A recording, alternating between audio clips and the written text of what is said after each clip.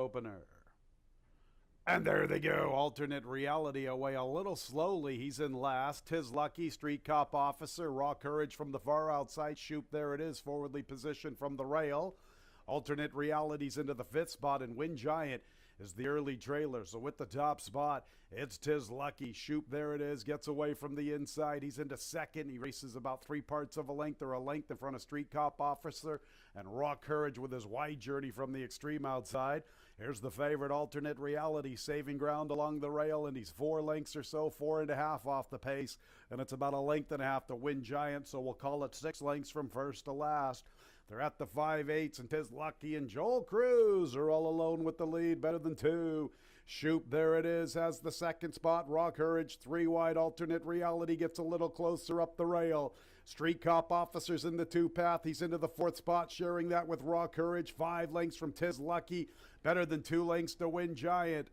They went 24-1 and 48, and Tis Lucky's been unchallenged and uncontested, and they need to step up to him. He's going along smoothly with the lead. Shoop, there it is, second. Alternate Reality's ready to take over that spot, and here comes the favorite, Alternate Reality, now picking up his best stride, and he looks pretty tough near the quarter pole. He's the one who has the best chance to come and reel in Tis Lucky. Tis Lucky. Alternate Reality gets within about a length and a half at the 3/16. Street Cop Officer's picking up his best stride, but he's a good 4 from Tis Lucky. Tis Lucky. Alternate Reality is gradually wearing him down. Here's Alternate Reality to the outside, confidently handled, and he's going to get the top spot when it counts the most. Alternate Reality in the Tuesday opener from Tis Lucky. Perennial kingpin Chris Englehart right back at Paul here in the Tuesday opener. Those are the prices they've already. Ready for the start of the early pick 3. And there they go. Mad Magic, part of the pace. Believe in Josh quickly away from the far outside with Atlanta's Acuna. It's Believe in Josh making the pace from Atlanta's Acuna. Mad Magic third, and Cool Hand Luke to his outside. It's a break of nearly 2.5 lengths to American Howlight and Party News. So the big long shot, Believe in Josh, will make the pace to the first turn. Atlanta's Acuna is forwardly positioned. He is in a very nice spot, stalking from the second spot. And Cool Hand Luke takes over third. Mad Magic bides his time along the rail. American Howlight 3 wide, and Party News gets the worst of it. He is 4 wide through the clubhouse turn. 24 4/5 for Believe in Josh, and Rafael Rojita Jr. almost a length and a half to Atlanta's Acuna, who's traveling beautifully to the 5/8. Break of 3 lengths to my Cool Hand Luke. From the inside, Mad Magic. American Howlight runs with them from the outside, and to the extreme outside is Party News. It's a little less than 5 lengths from first to last. 50 seconds for Believe in Josh, length and a half. Atlanta's Acuna biding his time from second. My Cool Hand Luke is third, then American Howlight. Mad Magic's in the 5th spot, and he has about 6 to find heading into the turn, and Party News is 7 lengths from the front. And it still is Believe in Josh, the big number on the board, who has led the entire trip. Atlanta's Acuna has been chasing him the entire trip. Believe in Josh by 2 lengths at the quarter pole. Believe in Josh. He's 65-1. He has led the entire trip, and he looks strong at the 3/16. Atlanta's Acuna second, nothing from Mad Magic, and farther out is Party News and my Cool Hand Luke. No turnovers this afternoon for Josh, and it's Believe in Josh, wire to wire at 65-1. You can hear some Rick Winner Circle, Elena Grabowski and Brooke Vicarella. How about that? $133 winner in race 2, which is now official. 6-5-1-4. A 5-6 early. And there they go. And Tommy the Torch caught a quick start. Number 1 Dylan is showing good speed from his outside. From the rail, Invaluable Will and Fiery Hearts in range. He's a little less than 3 lengths from the front. Tommy the Torch and number 1 Dylan kind of expected it to be this way. Tommy's a little quicker. Number 1 Dylan flanks him. Break of about 3 lengths to Invaluable Will and Fiery Heart. So Tommy the Torch and number 1 Dylan continue to battle with one another. 23 seconds for that opening quarter. They maintain about 3 lengths to Fiery Heart, now picking up his stride heading into the turn. Invaluable Will's a little less than 4 lengths from the front.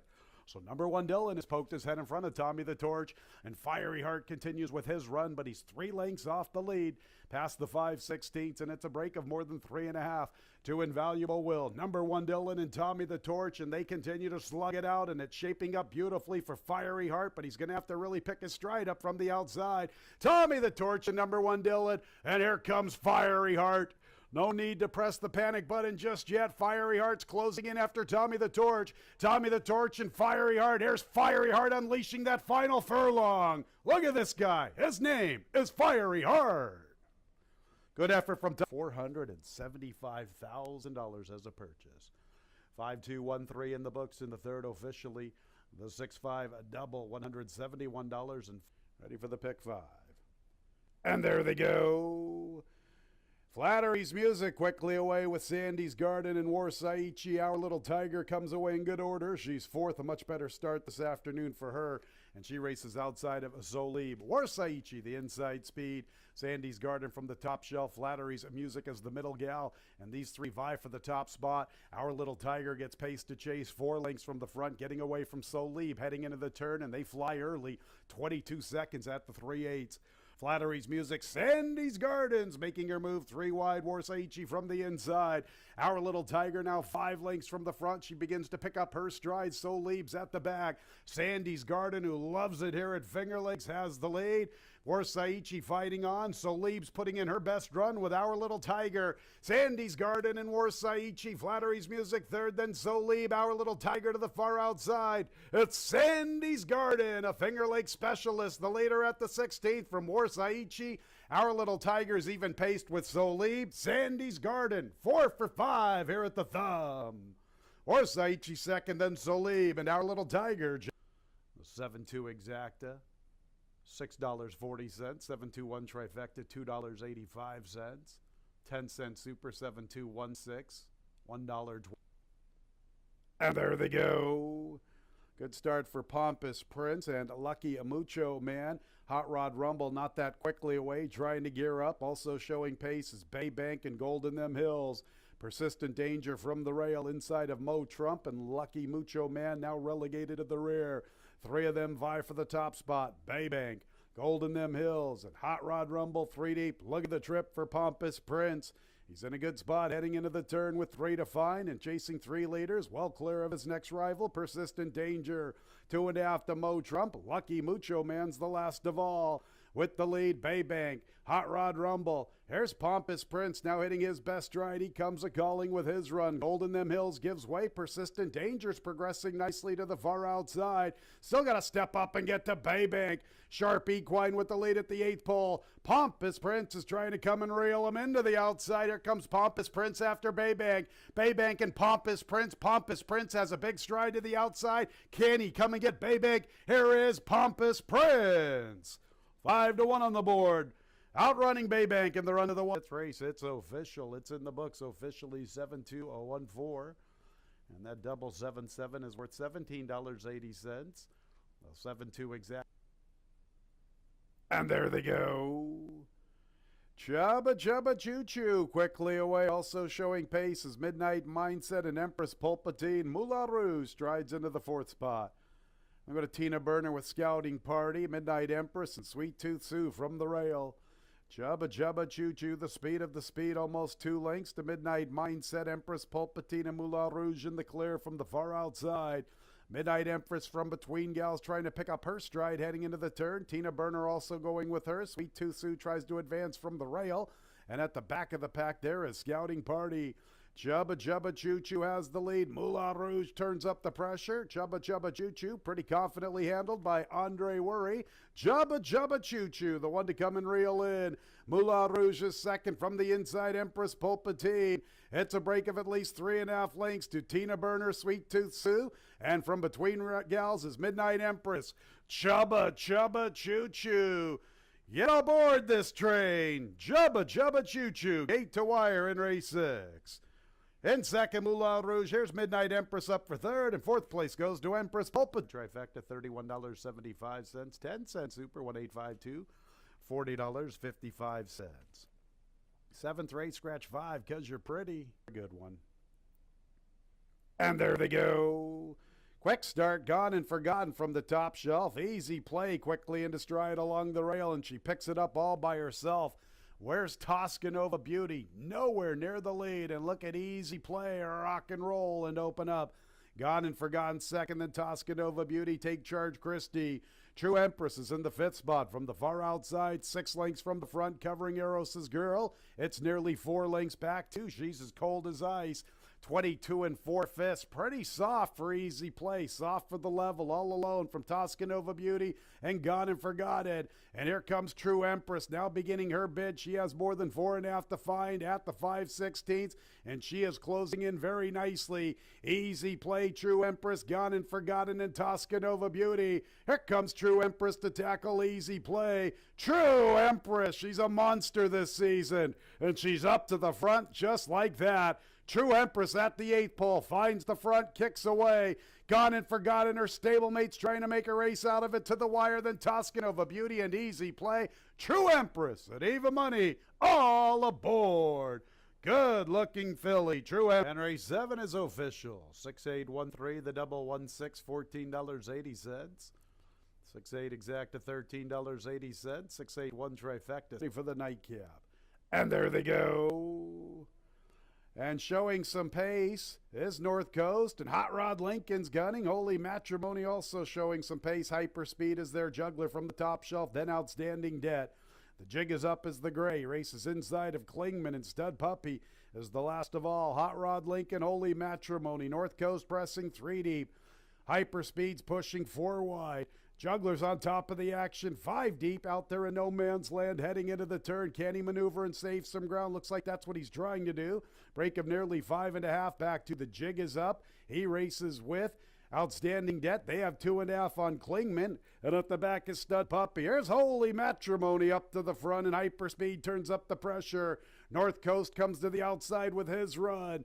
Hot Rod Lincoln's giving way. Hyperspeed now getting to the lead from Holy Matrimony. Hyperspeed and Holy Matrimony, who's got a little fight from the inside and trying to pick them both up as North Coast with Juggler. It's Hyperspeed with the lead at the 8th pole. North Coast, Juggler to the extreme outside. Juggler's coming with his run. Hyperspeed still tending to his business. Juggler's going to try to tag him late. Hyperspeed in the nightcap from Juggler. North Coast at $21.80. 910.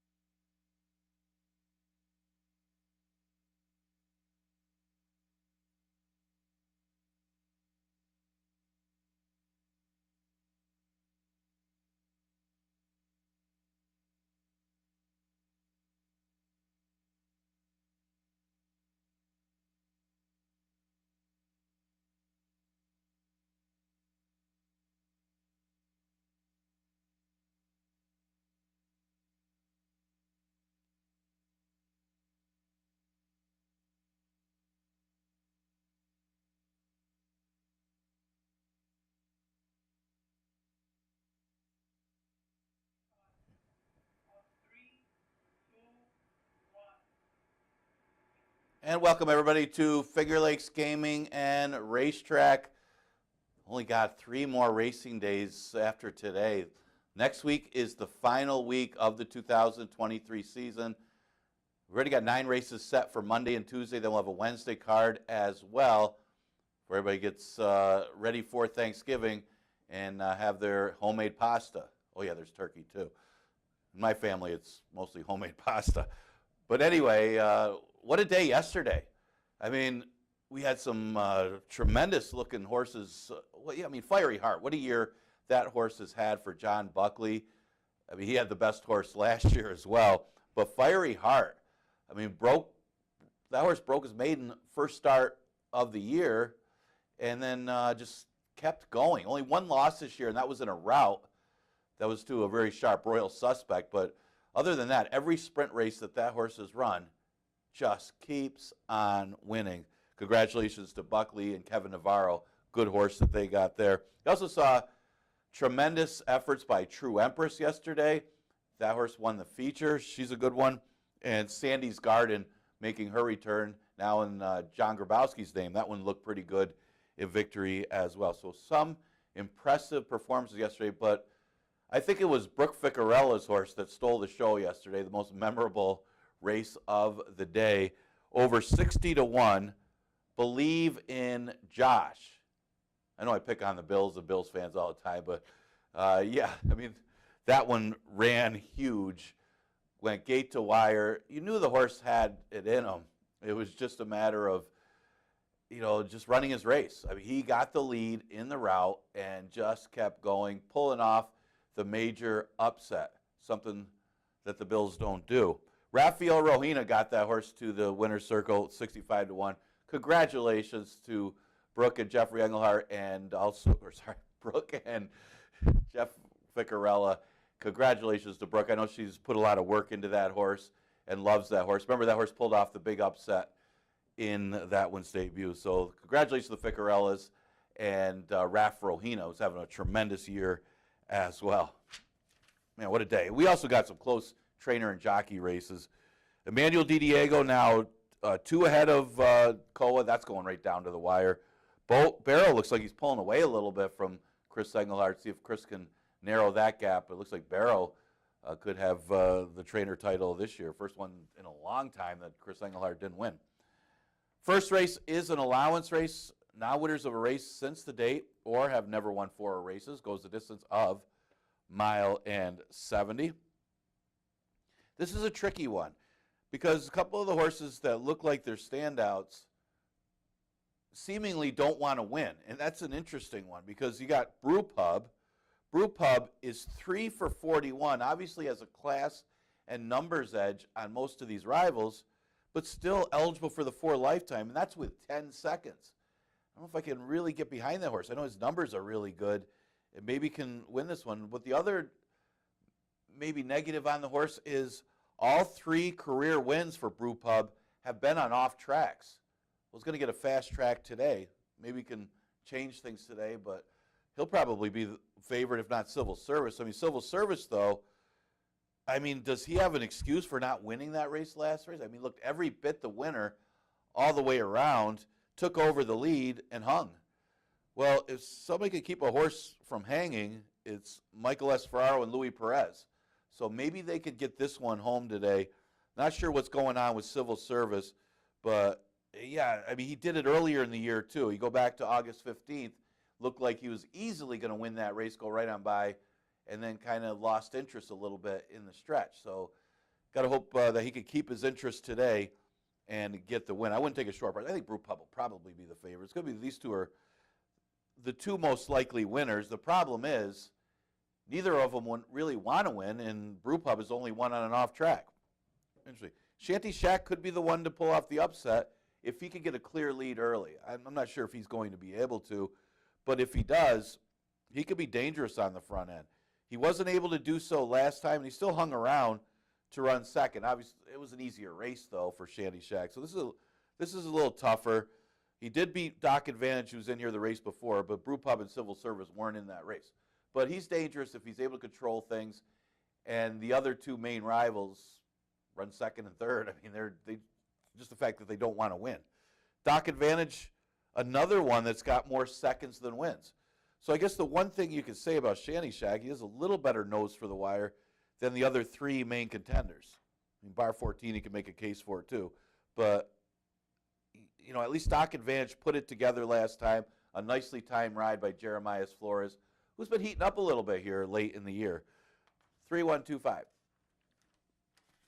Okay, second race, we scratched the 5, Margarita Sunrise, and scratch the 7, Joey Loose Lips. Let's face it, the scratch of Margarita Sunrise is a significant scratch in here. I mean, you still got Victory Built. If that one shows his speed, he'll press Father Walsh, but he hasn't really shown it lately, and he's had a little trouble getting out of the gate as well. Don't know what's really going on with Victory Built lately. I think he scratched his last race too. So, I mean, if that would show speed, it's a different race, and I know he has really good early speed, but he's outside of Father Walsh. But with Father Walsh, if he could shoot to the lead and get the jump on Victory Built, it might just be all over here with him dropping to 5,000. He was a beaten favorite last time, just a lukewarm favorite though. So I wasn't really going to pick. I wasn't going to pick him on top initially until the scratch of Margarita Sunrise. He is shortening up to 5.5 furlongs, and I think the scratch helps. Use him on top. Miami Chrome I liked last time, and he probably would have won. Production Credit was a big favorite in there, but Miami Chrome was forced to go ridiculously wide in that race and still ran well to be third. He's another one that is always right there but doesn't win an awful lot. He always just comes up a little bit short this year. But maybe today, with that 2-post, he could get some kind of trip. He's got to avoid going that wide. It just happened, and he got to use Miami Chrome top 3 if you look at the last race. I know Spoken Alone finished ahead of him, but let's face it, Miami Chrome got the worst of it. Devil or Angel's another interesting one. I mean, got Paul Barrow's trainee, Father Walsh, on top. Devil or Angel used to be in the barn of Paul Barrow. That's actually earlier this year when the horse won a couple in a row before getting beat by stablemate Father Walsh. Now in the hands of Michael Assessi. Last race, was dropping down to the 11-9. Did have a troubled trip. I don't know if he would have won the race anyway, but it is of note he had a troubled trip. This horse is 8-1 morning line, and if Victory Built does get out there with Father Walsh and they go quick early, Devil or Angel could come running late. It was good to see yesterday. Track kind of evened out a little bit. You saw some horses win on the front, including Believe in Josh. Didn't see a lot of speed horses win on Monday, but it was pretty fair yesterday. Third race, no try, no super, no show. We did scratch the early favorite, the 2 BB's Busted, and scratch the 5 Silent of Ages. So we're left with 4 betting interests. Yeah, going to lean towards Allure Fortune. I've liked this horse. Had an impressive effort when she stretched out. I mean, she won easily. It's even easier than it looks on paper when you see her win by a few lengths. I mean, she dominated that field and drew away. Maybe you could say it was the off track because she does have 4 wins in 6 starts on the off track. So, I mean, maybe if you're looking for a negative, that's it. I mean, maybe she's not quite as good on the fast track, you could say. But I think she just keeps her form on the off track. That's something to look at when you're playing races. I think the old school fallacy is, wow, this horse likes an off track. He's better on an off track. And some of them are. But the majority of them that have done well on an off track are horses that are just simply keeping their form. And maybe she's one of them. And because she was pretty good before that. And, when she did run her other race going long on a fast track, she simply got mixed up in a very quick speed duel. So there's another variable involved other than it being on a fast track. So with that said, I think today's fast track, I think she could still beat these 3 other rivals. Now, there's some interesting ones in here. You got the former Oaks winner. Wait a minute. Man, where's this horse been? Remember her 3-year-old season, though. She won the 2019 New York Oaks. What year she got? I think it was Jackie Stolfer who had Wait a Minute back then. Andre Worry rode BB's Busted. That one scratched, but he was listed on Wait a Minute. If this horse runs her race, she could be dangerous, but you got to figure she might need one. Tivoli Gardens could be the inside speed. She didn't get out there last time. She didn't break all that sharp, but there was other speed in the race. So if she breaks better and gets the lead in here and she could set realistic fractions. She only got 3 other rivals to beat, so she's probably the other one in this race. So I'm going to go with the 3 and the 1 as the 2 main rivals here, unless you see a rejuvenated, wait a minute, out of nowhere. All right, 4th race. Remember, the 3rd race, we start the $1 pick 6. A lot of smaller price horses yesterday in the pick 6, so that one did pay out. So, and that was a pretty decent carryover going in. So we got to start all over, no carryover in the pick 6. Also pick 5, no carryover. Exacta Tri Super Daily Double available in this race. It's a tricky race because there's a couple of them today. The 4th race, I think it's the last race today, has absolutely no speed in it. So what do you do when you see a race that's paceless like this? I guess you got to use Tasty Wave, because Tasty Wave might be the one who gets the front end in here going 6 furlongs. Sweet Sugar Baby and Free Shot are 2 horses that are probably the better of the horses in this race, but both of them come from out of it. I did lean towards Sweet Sugar Baby as my top choice because I'm thinking that it might be the off track that's beating this horse for her new connections. She won easily the day that she was claimed, but then has hit off tracks the last 2. And it's not like she got beat by much last time either. Did look like she hung a little bit, maybe be forced to keep a little closer than normal. She's probably going to have to do something similar today, stay closer than normal. But I think she's simply better than these, and on a fast racing surface, she should be awfully tough. I am going to use Tasty Wave just because I think maybe she'll get the front end. It's tricky to say who is going to get the front because there's absolutely no speed in here. Maybe Lady Yellen going back to dirt. Well, I mean, that's more route speed. Wine Trail adds blinkers. I don't know. I thought Tasty Wave might get the front end. And if she's out there alone, maybe she's dangerous on the drop in class to 5,000. I mean, she's 6-1 morning line. I think when you look at this race, the horse shouldn't be 6-1 when you consider the pace flow and the drop. She could be a nice price to use here if she does go off anything close to that. Free Shot, yeah, she might be the best horse. She's actually one of the best horses in the race. The problem with Free Shot is she's a true closer. Sweet Sugar Baby can lay closer.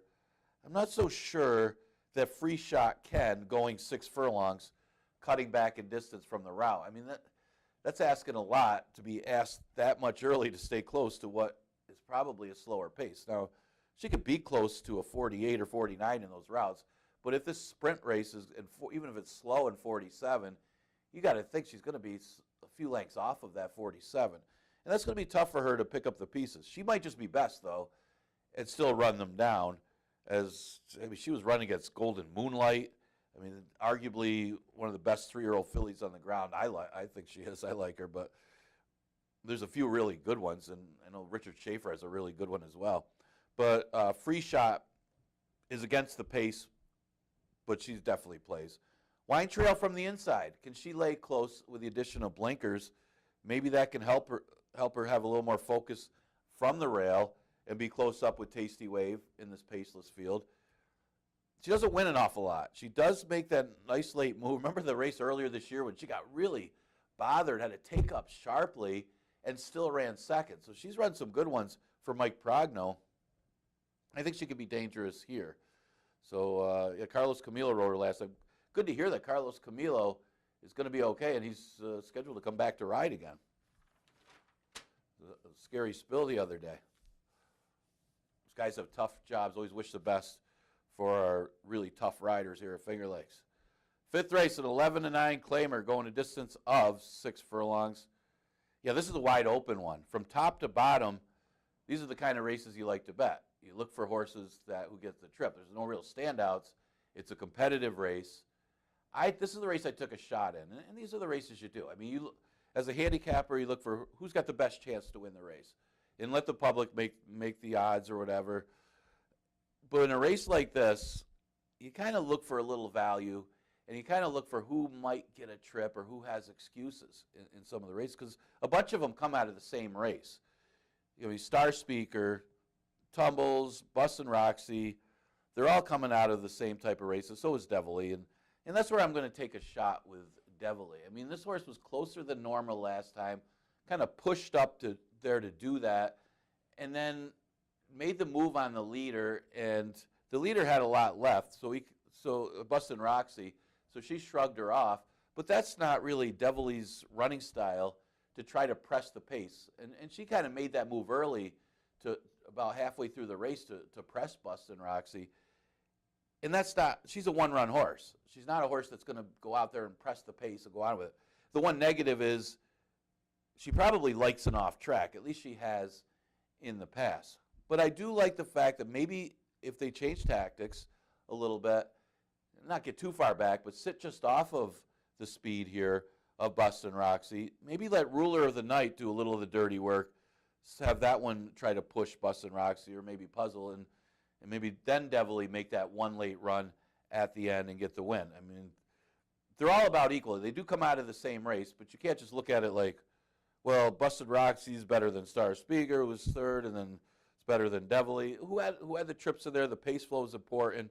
And the other thing is, that was 5.5 furlongs. These are the same horses going a little bit further, going 6 furlongs today. Going to take a shot here. Devily at odds of 6-1. Star Speaker is at 5-1. Maybe the little extra distance is going to help her as well. Her only win came at 6 furlongs. Of course, that was on an off track, which she was on last time. But she had some run last time.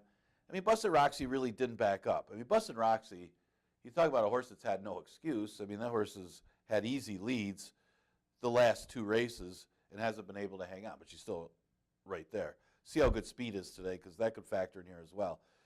Tumbles goes to Louis Perez for this race. She was claimed for 5, tried allowance horses, ran big against allowance horses, and then dropped slightly to this level, and was another one that was kind of making a move late as Bustin' Roxy. Those are called false closes, a couple of them in that race, because Bustin' Roxy was just simply getting a little bit tired. It wasn't like the other horses were just running a really quick last quarter or anything. Just the leader was getting tired. So that's something to keep in mind for Tumbles. But I think she's capable of better than what she ran last time. And it was an off track. And this is a little further, 6 furlongs. Throw in Bustin' Roxy. I mean, I liked her. I mean, maybe it was the off track, but I liked her back in October. Maybe she needed the race, but I mean, she was absolutely lone speed. I mean, how did she lose? I mean, you look at the winner, Maddie Surprise. She did a circling move and went by this horse like she was standing still, and she was lone speed with 47 and change. Like I said, maybe she needed the race because it did seem like she ran better last time, but she also had kind of an easy lead in that race going shorter, 5.5. If she's left alone, she's dangerous for a chance to win the race. I'm hoping Ruler of the Night might keep her honest from the inside. 5, 2, 3, 4. 6th race, scratch the 8, Midmon. It is a 5,000 claimer fillies and mares, never won 3 condition. And this is a tricky one. I mean, let's face it. I mean, Princess Sonia, if she runs the races that she ran earlier this year when she first came to Finger Lakes, she's going to win. If she runs her last race, even dropping a 5, I'm not so sure she's going to win. That's the big question mark. It is a huge drop. It's hard to ignore the drop on Princess Sonia.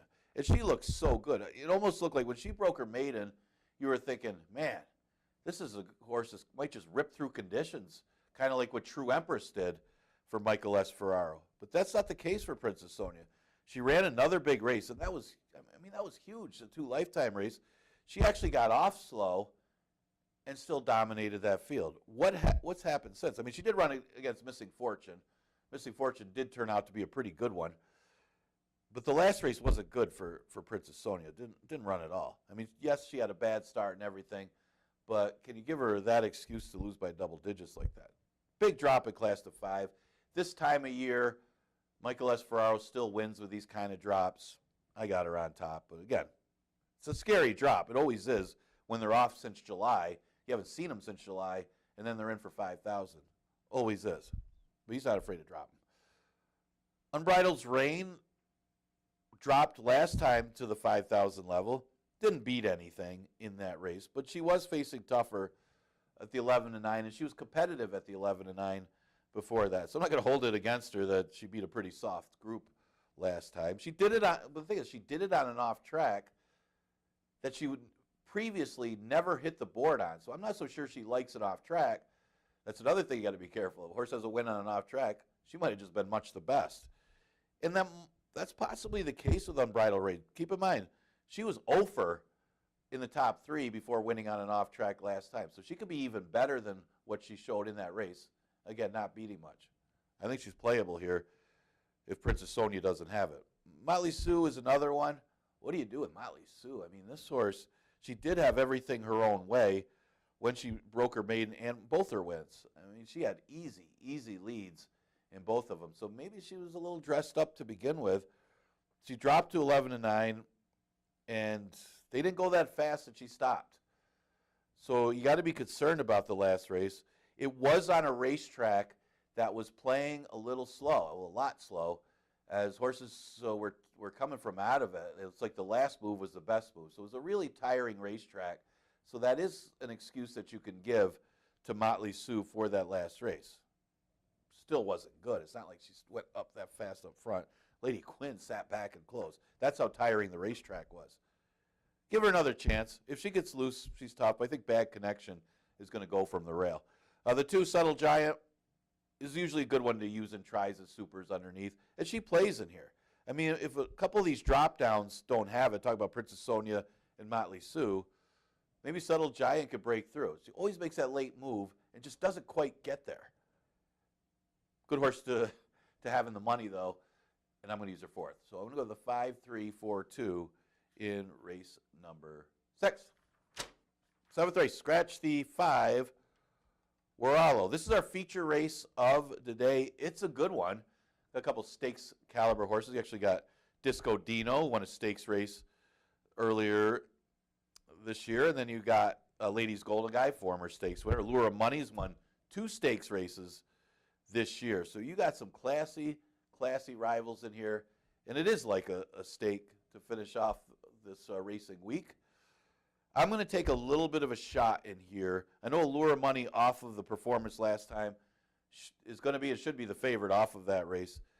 But I'm going to take a shot with Ladies Golden Guy. This is a hard luck horse lately because he just has had excuses. I mean, you remember I think it was the Genesee Valley Breeder Stakes. He ran big. He ran second.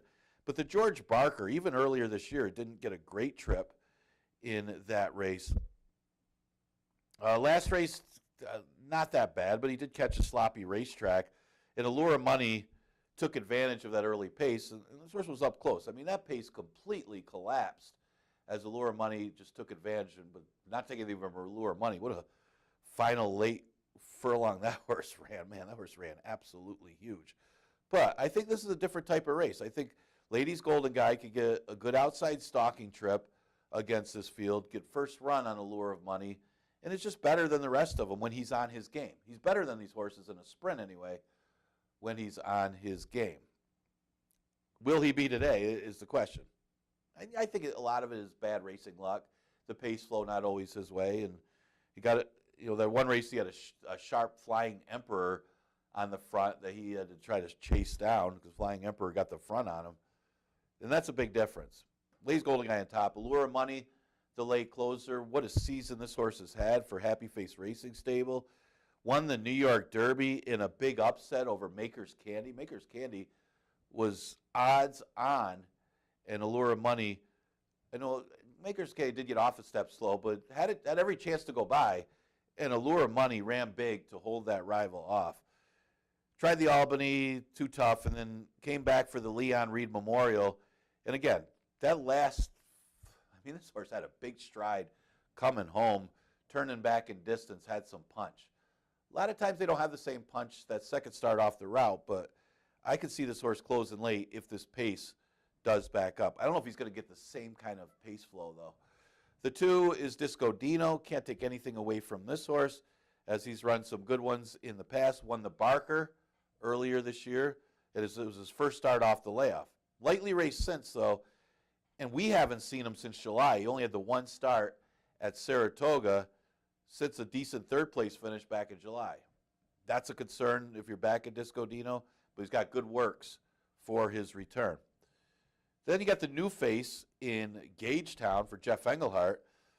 Ran a better number last time, but it was on the synthetic. Comes comes to Finger Lakes today. He's never been here, so he's the new face. But his numbers are good enough to be competitive against this group. So good feature race. It's like a stakes race. I'm going to go the 8-7-2-3 in the 7th.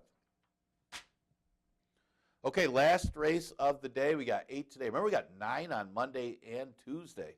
We'll see what they come up with. They're drawing for closing day today. We'll see what they come up with for that day. That should be a lot of fun. Remember, everybody gets in late. You got fillies against the boys, horses that are out of condition. Sometimes you get some of those horses win on closing day, but it's always a fun day. Make sure you're here all 3 days or playing Finger Lakes from your cell phone or from wherever you are, because it's going to get interesting here late in the year. I already had that big price winner yesterday for Brooke Ficarella. 5,000 claimers the last, going a distance of 1.70 miles.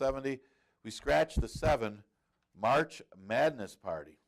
Like I said earlier, like I think it was the 4th race, this horse has absolutely no pace. You got a 9 betting interest left and no speed. But this is, of course, this is a route. Who's going to get the lead? Good question. It's one of those races, maybe Oliver with a twist. I mean, there is Make It in New York with an aggressive rider. I am going to take Sea Tiger on top. He's got the rail. He can lay close to what is a paceless race. Both wins are at the distance. He's dropping in class to 5,000. You know, maybe this is where he belongs, but he did win for 11-9 just a few starts ago, and he hasn't had a good pace flow the last 2. Doesn't look like he's going to get a good pace flow today, but from the rail, that might put him in position. And at 6-1, it's worth a shot, right? Because I picked him, he won't be 6-1 though. At 5-1, 8 weeks long, I think you can forgive the last effort at Presque Isle. Tougher horses, you know, who's to say he likes synthetic anyway? He never really liked the turf. So I don't know why, I don't know. That's tough competition. Let's draw a line through it. Comes back to Finger Lakes. He's a big top 3 threat. His last number here wasn't bad. I would say the horse to beat would be the 10 Over the Cap, the probable favorite. But he's another one in a paceless field. He might have to come from way out of it. And from that 10 post, it's not like he's going to settle in a couple lengths off the pace. I mean, this horse is a deep, deep closer. So when you're an outside post, you're going to have to take back and try to save as much ground as you can. He could be 10 lengths off of a 50 here. Might still win. I mean, when he dropped to 5,000, he won, and might still win here. He's probably the best horse in the race. Make It in New York, he could be one of the ones you might consider to be up close near the lead, or on the lead, although he hasn't shown much speed in the past either. It's just got an aggressive rider. He's always right there. No real excuse last time. Mo Danson just destroyed that field. He just, boom, sat back and won for fun. And actually didn't run that badly running in the top 4 yesterday. So it wasn't a bad effort for Make It in New York, but he's just not running to his people that are backing him going off the favorite last time. Probably shouldn't have been if it wasn't for the connections. Anyway, enjoy today's card. We are winding down. We don't have too many Finger Lakes cards left of the 2023 season. That's right, only one more week left to go, Monday through Wednesday. We got 8 races today, dark the next few days, and then Monday we got the 12-15 first post for that 9-race card. I will see you then.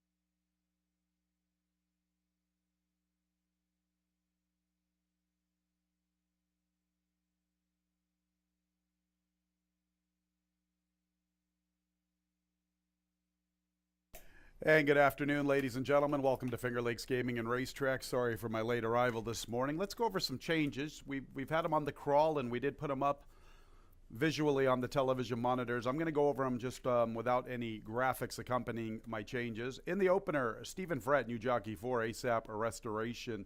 In the opener for ASAP Restoration, Stephen Frett. We have a fast track this afternoon with 8 races. In the second race, we scratch 5 and 7, Margarita Sunrise and Joey Loose Lips. 5 and 7 out of race 2. Third race, no show, no trifecta, no superfecta. Wagering a couple of scratches, 2 and 5. BB's Busted and Silent Invasion. 2 BB's Busted and 5 Silent Invasion. Both scratch from the third. Starting our pick 6, no carryover this afternoon. All right, let's get to the fourth race. Our pick 5 will start in race 4. Once again, all these changes are on the crawl. 7 Quiet Horizon, a jockey change to Joel Cruz. Joel Cruz, 7 Quiet Horizon in the fourth. Number 4 Free Shot, 2 pounds over. Our late pick 4 will get underway in race 5. Just an overweight. Number 3 Tumbles, 1 pound over the weight. On to race 6, starting the late pick 3, scratch 8, Midmon. Number 8, Midmon, scratched from race 6. Seventh race will begin the late double, scratch 5, Waralo. 5 Waralo out of the 7th. Kevin Navarro, new jockey 4, Don't Poke the Cat. Kevin Navarro, new jockey 4, Don't Poke the Cat. 6 and 7 both carry 1 pound over. In the nightcap, scratch 7 March Madness Party. 7 March Madness Party, scratch from our Wednesday nightcap. And 10 over the cap, 1 pound over the weight. All right, all of the changes once again on the crawl. Our first post coming up pretty quickly in about 7 minutes. Fast racetrack. Pretty nice Wednesday, November the 15th here at Finger Lakes Gaming and Racetrack.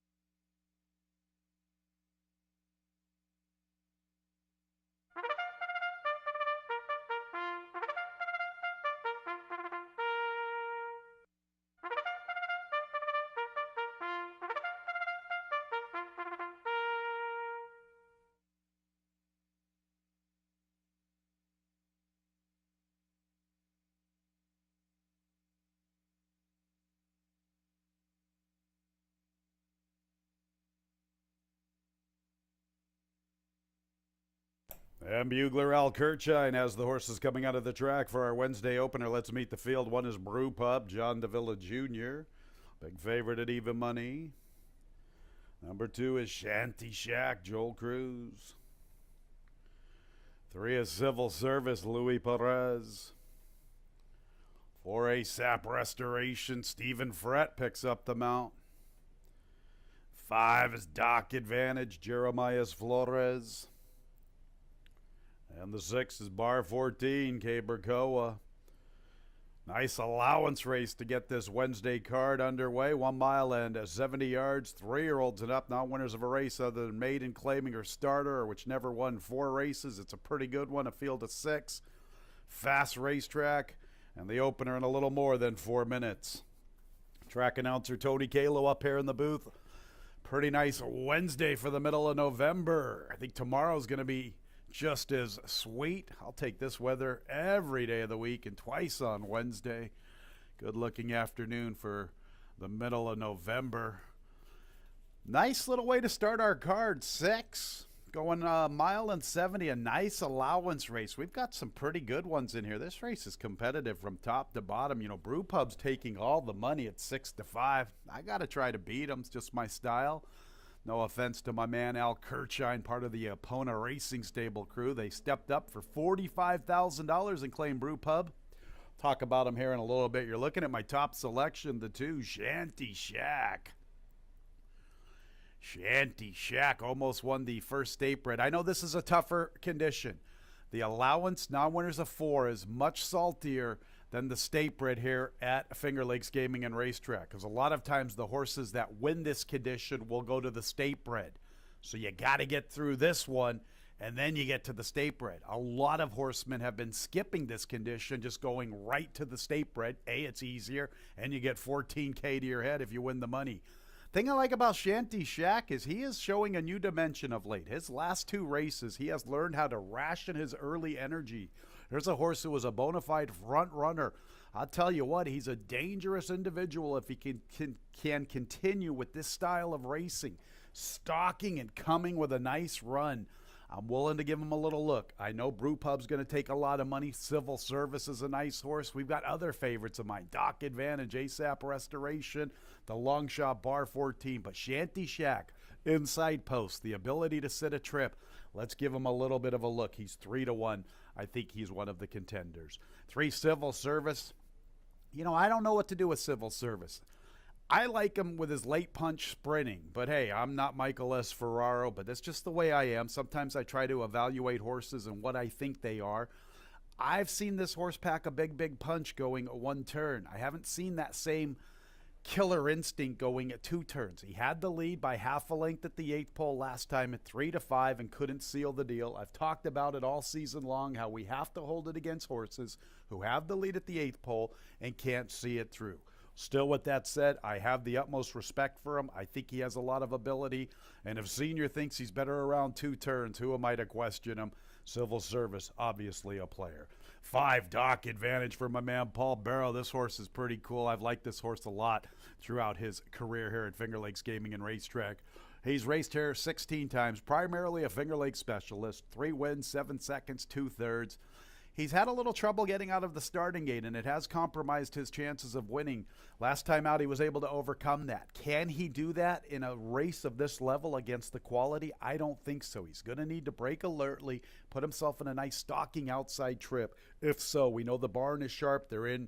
Barrow's trying to win this trainer's title, and he's got Doc Advantage, who I think is a heck of a racehorse. Then you get Brewpub. What do we do with Brewpub? You know, all you see on form is 1-turn races. Obviously, the blood is there for 2 turns. Street Sense out of a Giants Causeway mare, a good Tomlinson, a 3rd place finish in 1 try, but that might have been that mile affair. I'm not sure when that race was. I didn't go into the Equibase PPs, the running lines for each horse when you type up their name. A lot of question marks for me. At the price, I'm willing to take some of my local favorites. Obviously, a lot of class, and the connections paid a lot of money for them. ASAP Restoration's a cool horse. He doesn't ever get a lot of respect, but he usually comes with a good run. Is he as good as the horses I've talked about? I don't think so. Therefore, I've left him off. And then you get Bar 14. I don't have a lot of love for Bar 14 in this spot, but I'll tell you what, Rachel Sells does a good job, and sometimes her horses come in when I'm least expecting it. I love the opener, fans. Hope you do too. It starts the early double and the early pick 4, a couple of minutes until we get underway.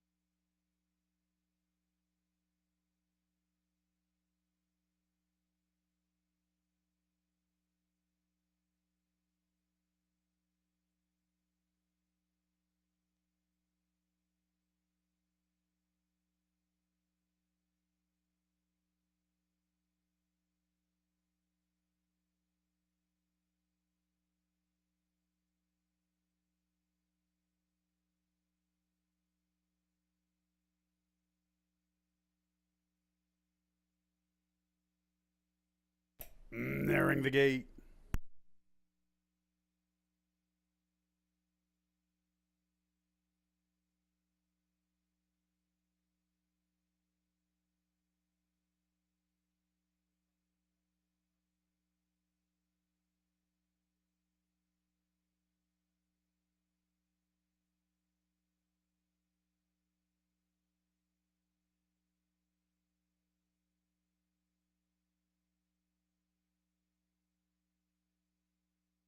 It's post time for the Wednesday opener. Number 1 Brew Pub at 6-5. 2 Shanty Shack at 3-1. Number 3 Civil Service 7-2. And the 5 Dock Advantage at 9-2. Inside 3 are in, outside 3 to load. Here's ASAP Restoration. Stephen Frett picking up the mount. He's a pretty good horse in his own right. Tells you how competitive the opener is. He's the longest shot on the board. Here's Dock Advantage. And Bar 14 will be the last of 6. Can't ask for a better Wednesday in mid-November here at Finger Lakes Gaming and Racetrack. Just about set for the opener.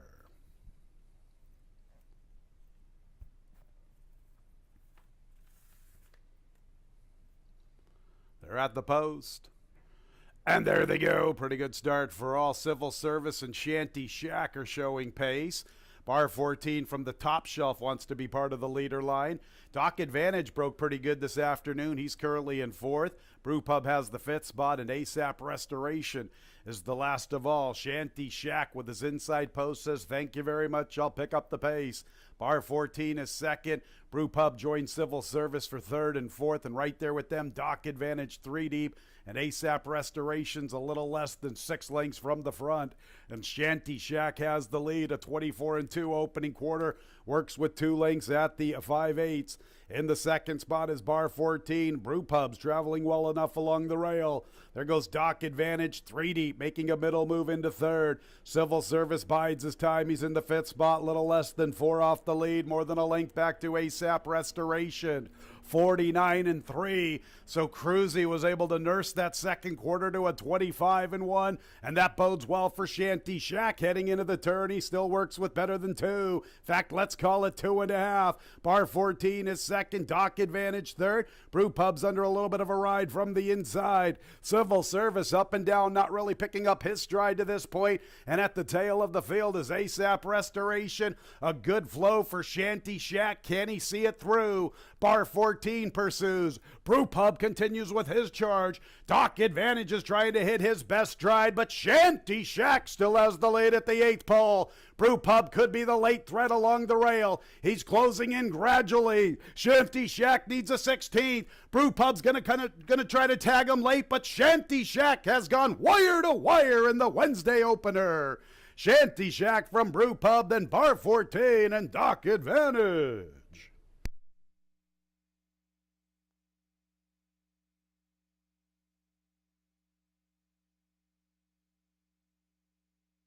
How about Cruzy and Shanty Shack? Got a 25-1 2nd quarter, and boy, that was pretty favorable for him. Shanty Shack at a nice 9-2, 143 and 94/100ths the final time. Good effort from the runner-up, one Brew Pub. He was under a drive from the middle of the turn, and he kept coming with his run. And we need a photo 3rd and 4th. Please hold all tickets.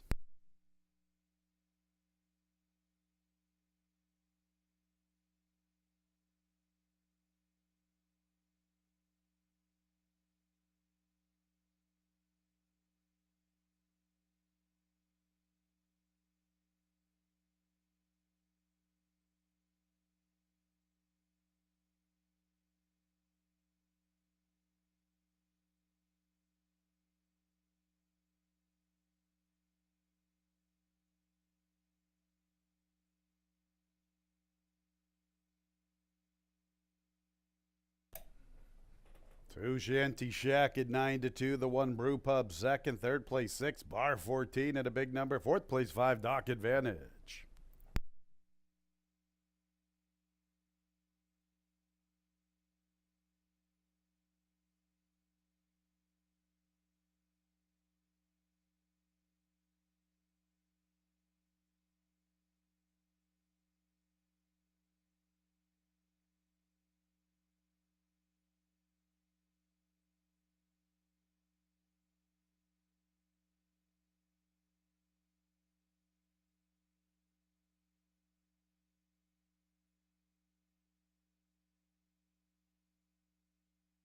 Shanty Shack, 9-2. It's the Love Shack. 4-year-old chestnut gelding by Shackelford out of the dam Tis Marianne. Owned and bred in New York by Robert and Tammy Kilmasuski. Better Call Saul, Beth Miller Saul, the winning trader. Shanty Shack was in cruise control for the opener. Joel Cruz, the winning jockey.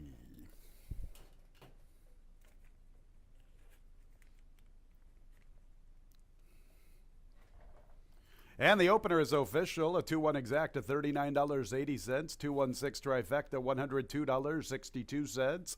10-cent super, 2165, $79.95. Second race, 5 and 7, both scratch. Margarita Sunrise and Joey Loose Lips. Our second race will begin the early pick 3 post time in about 21 minutes at 12:44.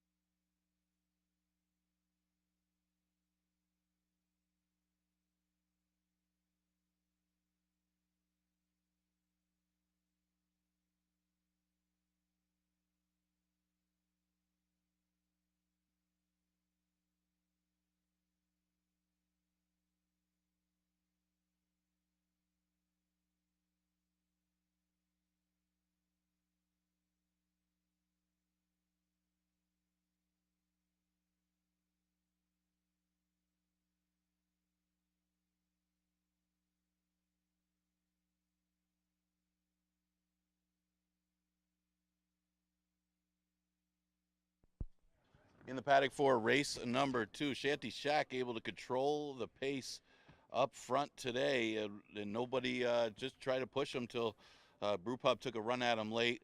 But it was Joel Cruz for trainer Beth Miller-Saul to get the victory in the opener. They're having pretty good seasons. Beth Miller, really good trainer here at Finger Lakes. Second race, 5,000 claimer. Now wears a 2 cents a day or never won 4 races. Goes a distance of 5.5. Significant scratch of the 5, Margarita Sunrise. Does help the chances of Father Walsh. Speed been a little bit better yesterday than it was on Monday. Plus we just saw a gate to wire. So Father Walsh being the inside speed with Victory Built. Hard to say how much Victory Built's got in the tank, as he hasn't been showing the same kind of speed as he had earlier in his career. I mean, Victory Built was really quick from the gate when you go back to last year, but just hasn't been the same horse lately. And if that one does come out flat again, that puts Father Walsh on the front end from his inside position. And Father Walsh unable to make the front last time, got caught wide chasing, and may have needed the race as well, coming off a couple months. Goes a little shorter today, 5.5. See if he could get the jump on Victory Built outside him today. He is getting some play at odds of even money. Miami Chrome, you talk about a wide trip. This horse was hopelessly wide around the final turn last time and couldn't quite catch production credit after flattening out from the wide trip that he had. He's always right there, hits the board a lot at the bottom level, and figures 2 again today. A little tougher today with the presence of Father Walsh, but may not be forced to go so wide today. Not enough rivals today to go so wide today for Miami Chrome. And he's in good position from that 2 post. The 4 horse is Devil or Angel. Devil or Angel used to be in the barn of Paul Barrow, who has Father Walsh in here. Father Walsh actually finished ahead of his stablemate back then, back in July. Last race, he finished off the board going 6 furlongs. Gets a little bit of a layoff, freshening since the last race that he ran for 11-9.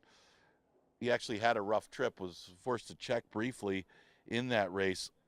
It may have cost him. I don't know if he would have won that race anyway, but certainly the troubled trip last time for Devil or Angel cost him anyway. He's a top 3 threat in here. He's currently at odds of 7-1. Clean trip puts him right there, so he's a good price now in the hands of Michael Assessi. The 8 horse is Victory Built. Real tricky read on this horse as the outside speed. He also gets help from the scratch of Margarita Sunrise. A lot of lines between races lately, and did scratch last time he was entered. Yeah, he hasn't hit the board in quite some time, and now running for 5,000. He's obviously dangerous if he could show the same kind of speed that he did last year, but we haven't seen that lately. But definitely capable because he's at the bottom level.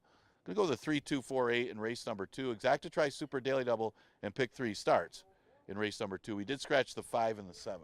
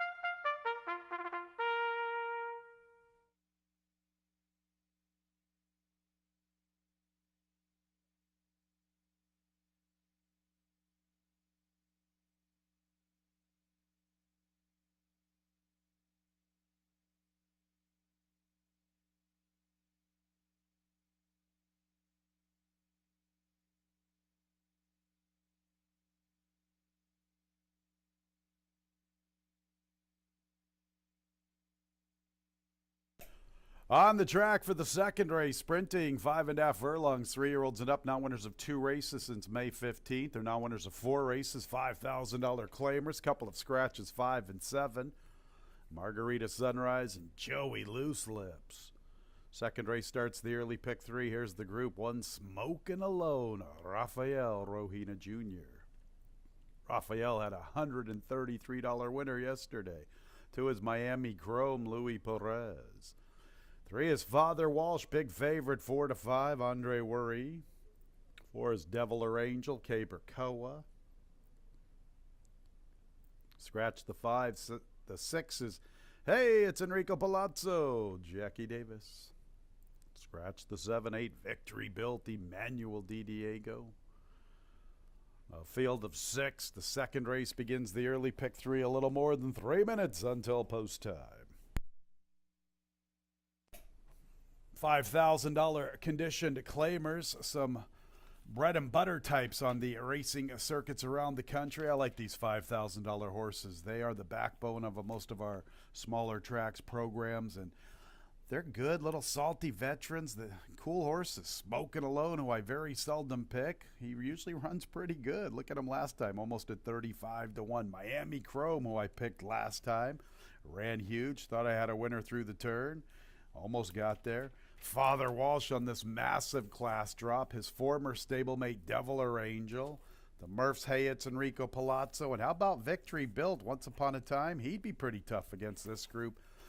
For $5,000, it's not easy. 3, Father Walsh will be the top pick. He's 4 to 5. Father Walsh has already won the first state bred.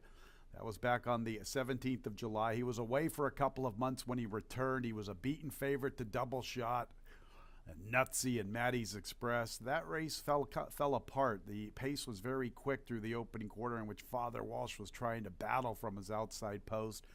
He gets a much better post this afternoon, and you could see Smokin' Alone, perhaps Victory Built gunning. Maybe Father Walsh sits a trip. Maybe he's just too good on this class drop and he asserts his authority immediately out of the gate. I'm going to make him my top pick. He's the horse to beat. His former stablemate 4, Devil or Angel, is worth consideration. He hasn't run too well since he won the 11 N3L back in late June. He was on a roll to start the season.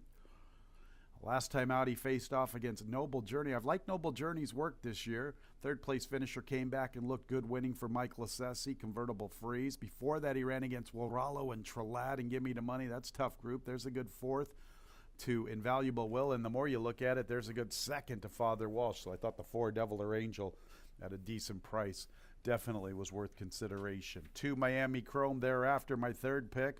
I liked him on the 7th of November. He's had a lot of races in a short span, but he seems to run pretty good races. He really caught my attention earlier this season when he ran that very, very good 2nd in late August to Fiery Heart.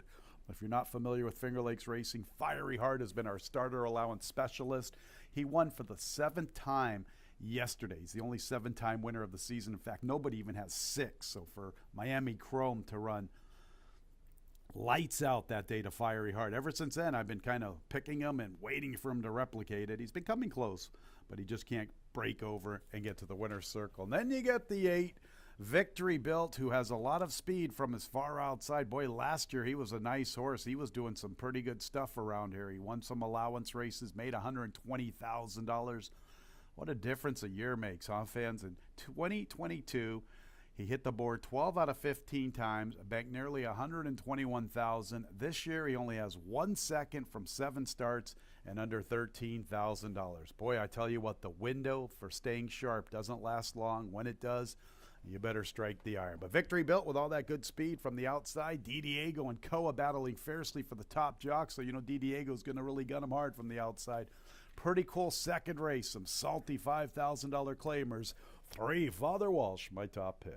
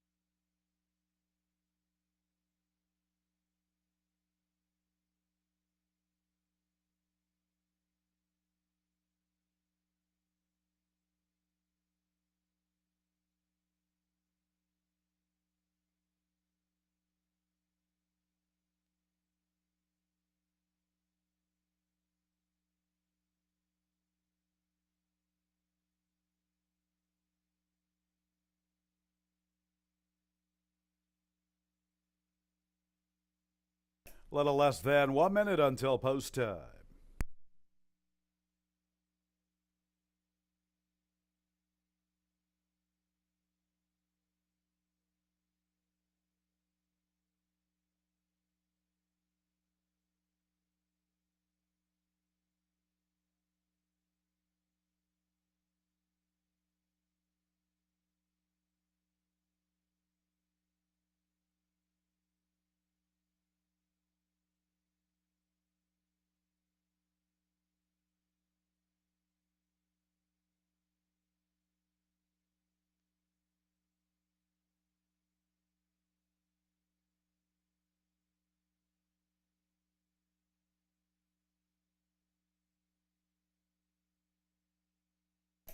It's post time for the second race. Big favorite 3, Father Walsh at 4 to 5. Roddy Valente and Paul Barrow.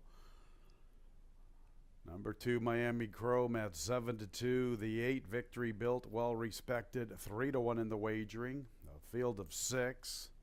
There's Smoking Alone. Miami Chrome moving forward. Next, the big favorite, Father Walsh. His former stablemate, Devil or Angel.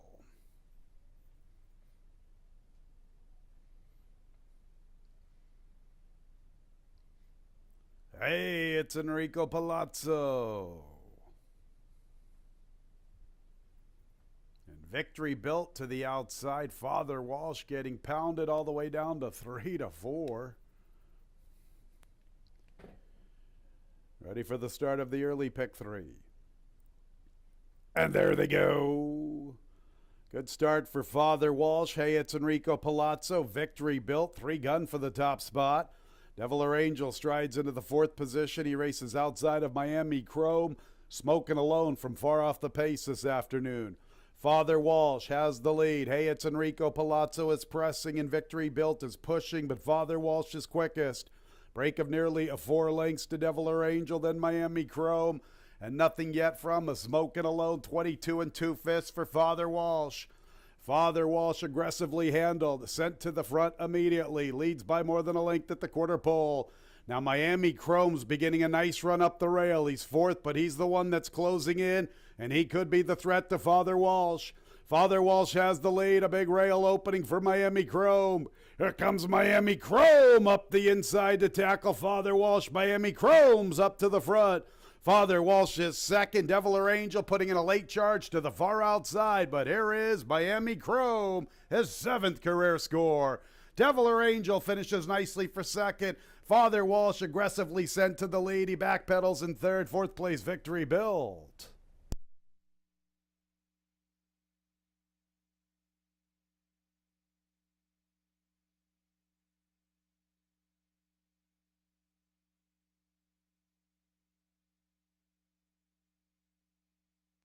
Number 2, Miami Chrome, the unofficial winner. Got hit pretty hard in the late stages, all the way down to 2 to 1. Ran a big race recently, ran that huge race earlier in the season. He comes through today in flying colors, 1 minute 5 and 49 100ths. How about the effort from the 4, Devil or Angel at a big price? A photo for 3rd and 4th. Please hold all tickets.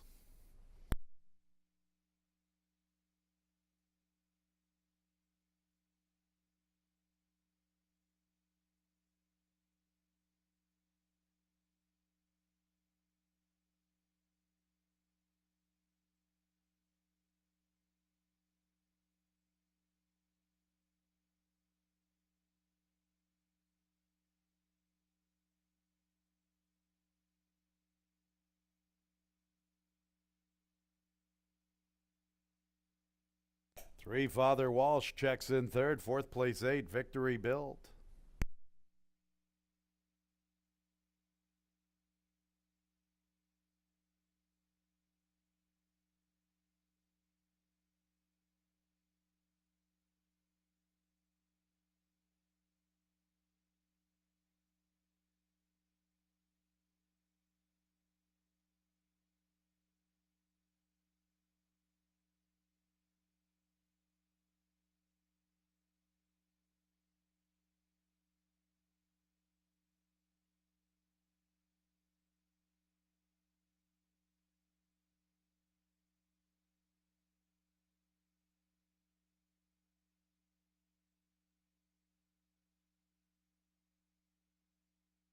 Miami Chrome, his 7th career score, a 5-year-old chestnut gelding by California Chrome out of the dam Beholden.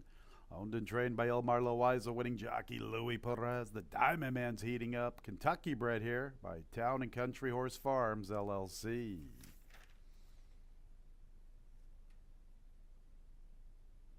The lone Kentucky bred.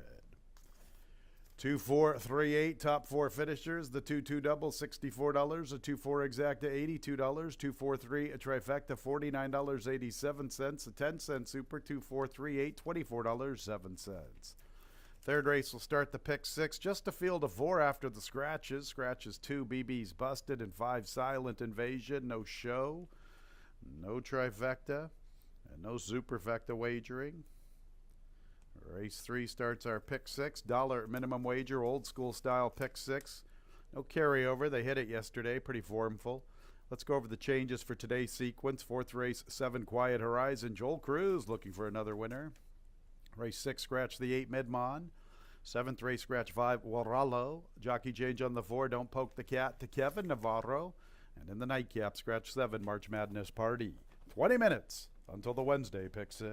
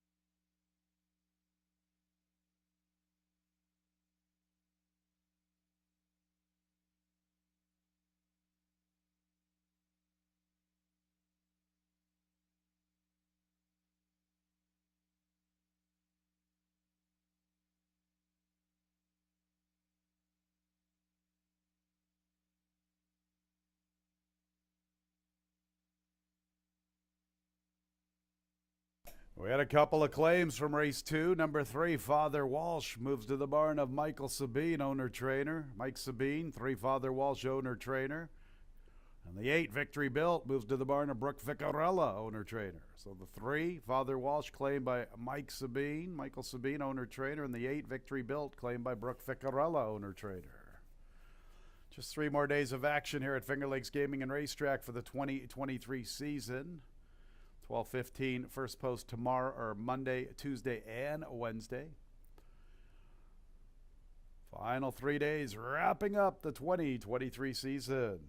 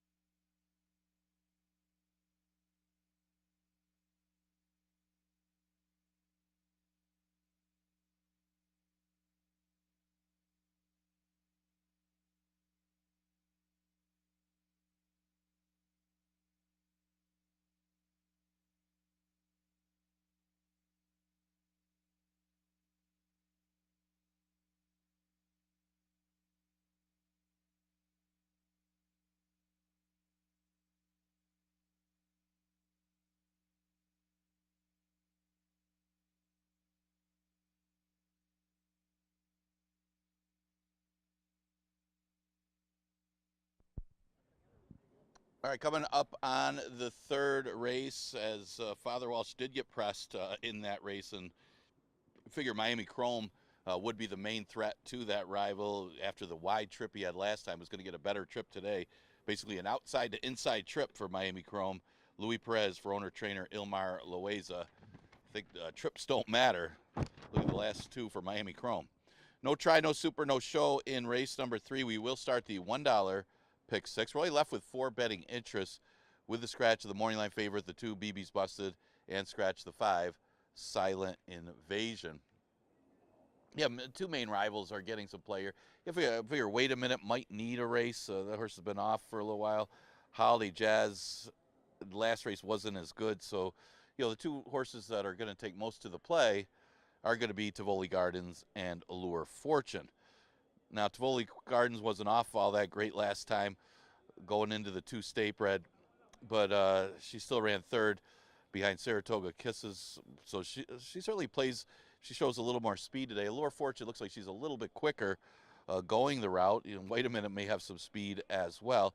So the tactics could mean a lot here as far as who gets the front and who can go on with it. Allure Fortune, of course, setting some quick fractions.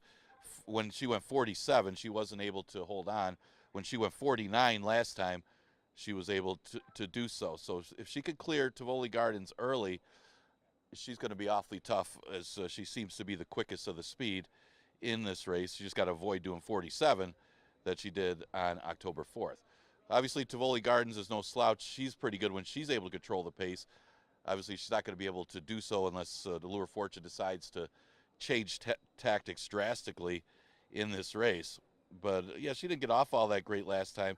And it is Michael S. Ferraro time of year, so she's always dangerous. Again, she was life or death to hold off Saratoga Kisses, but that one did come back to win. Looking good in victory when the pace did back up, and she was able to get that victory and turn the tables on Tivoli Gardens last time. So a couple good ones in here. They're the 2 main rivals, and you see the public is right on them. Even money on Allure Fortune, Tivoli Gardens at odds of 6-5. Again, Wait a Minute is the 2019 New York Oaks winner. She's obviously classy enough and capable to beat this field, but the big question is, will she need a race, only having 1 start since April of 2022, and that was last October. Would be a surprise because of the layoff. She's certainly classy enough, though. And Holiday Jazz could take advantage if things get a little heated between Tivoli Gardens and Allure Fortune, but you would think Allure Fortune is quicker, and in a 4-horse field, you wouldn't expect them to do 47. That's what Holiday Jazz may need if she's going to be able to run down Allure Fortune if that one is forced to go that quick. So those are the rivals. Is only a 4-horse field here in race number 3. No try, no super, no show. We do scratch the 2 and the 5.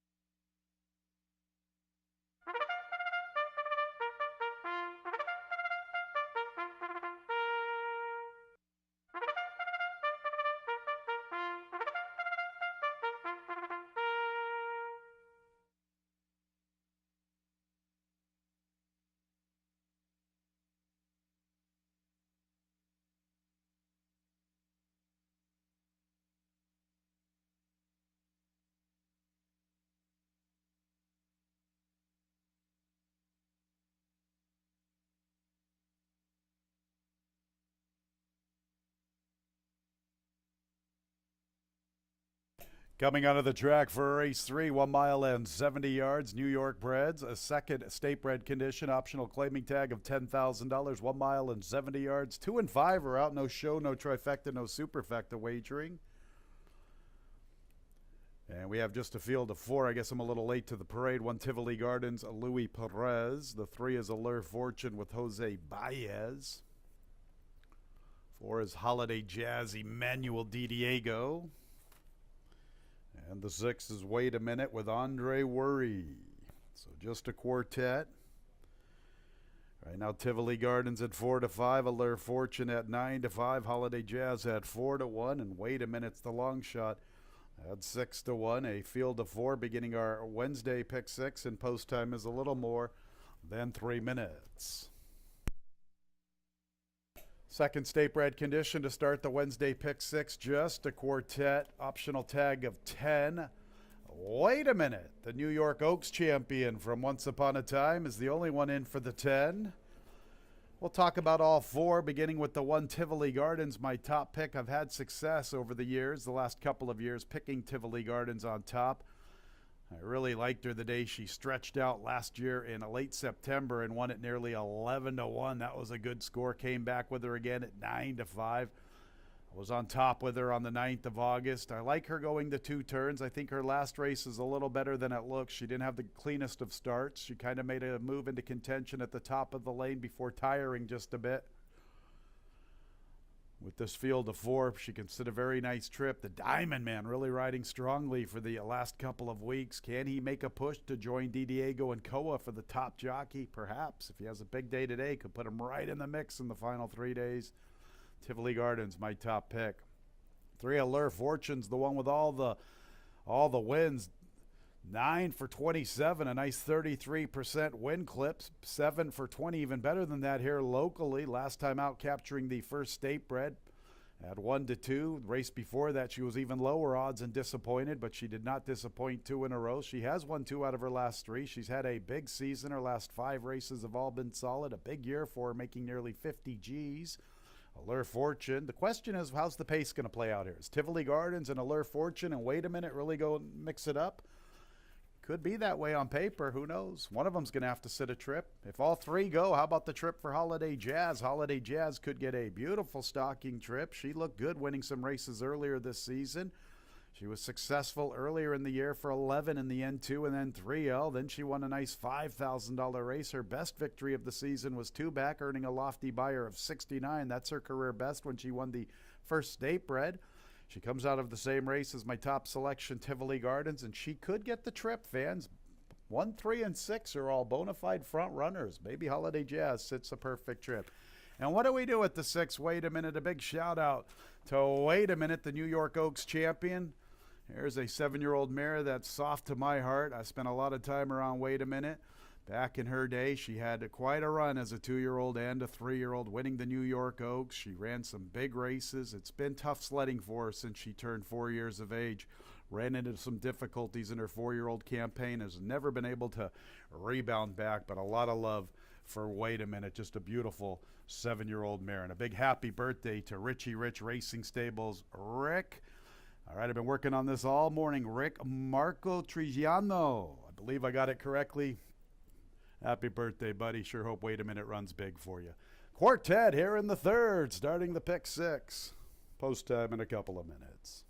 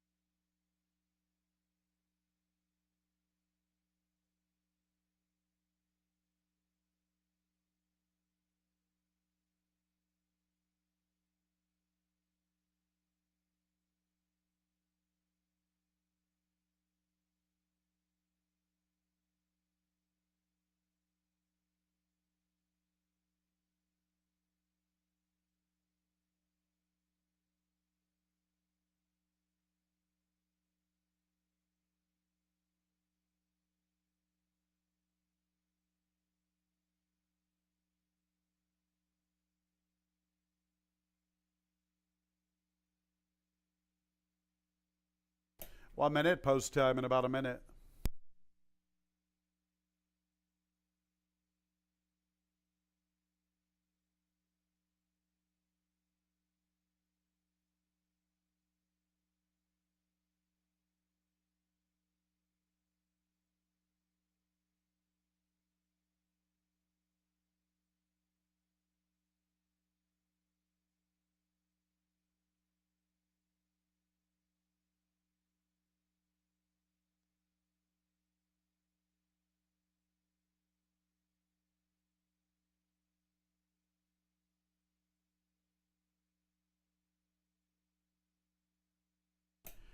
It's post time for the third race. Race 3 will start our Wednesday pick 6. Number 3, Allure Fortune, looking for her 10th career victory. She is the even money favorite.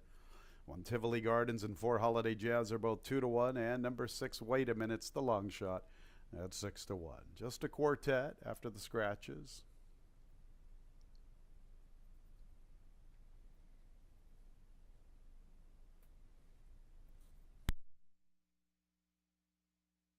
Tivoli Gardens will be the first one in.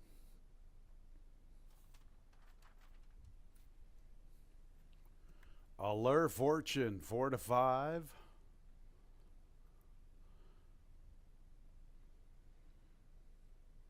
How is the pace going to play out here in race 3? 1, 3, and 6 all look like they want the lead. 4 Holiday Jazz could sit the perfect trip. Could be a jockey's race here in the third. Here is Allure Fortune. Jose Baez, Luis Perez on Tivoli Gardens, Emmanuel Di Diego on Holiday Jazz, and Andre Worry is aboard Wait a Minute. Wait a Minute won the 2019 New York Oaks. What a great 2- and 3-year-old campaign Wait a Minute put together. It's been tough sledding since she's turned 4.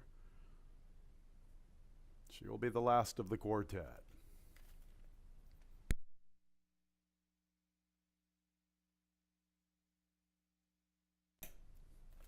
Ready for the pick 6. And there they go. Stumbling start, Allure Fortune. Wait a Minute, and Tivoli Gardens begin the best. And Holiday Jazz is third, and Allure Fortune, who likes to be forwardly positioned, will have to overcome the stumbling start. So Tivoli Gardens will make the pace, and she has the advantage at the 7/8 from Wait a Minute. Here's Allure Fortune, who's trying to rush up, little rank through the early stages. Maybe not so much rank, just throwing her head just a little bit. She likes to be up near the lead, and from the far outside is Holiday Jazz. So it is Tivoli Gardens with a length advantage to Wait a Minute. Tivoli Gardens and Luis Perez. Wait a Minute turns up the pressure heading into the backstretch under Andre Worry. Allure Fortune and Jose Baez from the inside, and Holiday Jazz and Emmanuel Di Diego from the far outside. It's about 2 lengths from first to last. Tivoli Gardens went 24 seconds for the opening quarter, leads by a length to Wait a Minute. Allure Fortune and Holiday Jazz, and look at the quartet. They stack up across the track. 48 3/5. Tivoli Gardens. From the outside is Holiday Jazz and Allure Fortune, and Wait a Minute comes under pressure heading into the turn. Tivoli Gardens, the one to beat at the 3/8. She opens up nearly 2. Holiday Jazz is second. From the inside is Allure Fortune. And poor Wait a Minute has never found the form from her 2- and 3-year-old campaigns. It's Tivoli Gardens, the leader at the quarter pole, and she opens up. Tivoli Gardens in complete command from Holiday Jazz and Allure Fortune. They're at the 3/16, and Tivoli Gardens has a big, healthy lead, and she is on her way to the winner's circle. Just needs one more final furlong to get to the wire. She is well clear. Holiday Jazz is second, and in third is Allure Fortune. Tivoli Gardens, the Diamond Man's heating up here in the late stages of the 2023 season. Good-looking winner, Tivoli Gardens, then Holiday Jazz and Allure Fortune.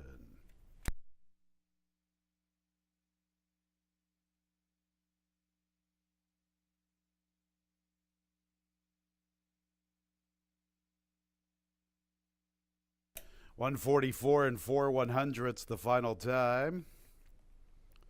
And Tivoli Gardens a much the best winner. Obviously, the race really changed when Allure Fortune had the stumbling start. Luis Perez, riding as good as he has all season long, recognized the misfortune from Allure Fortune at the start, and he put Tivoli Gardens right on the lead. 4 Holiday Jazz second, 3 Allure Fortune third. 143 on the board. Make sure to hold all tickets.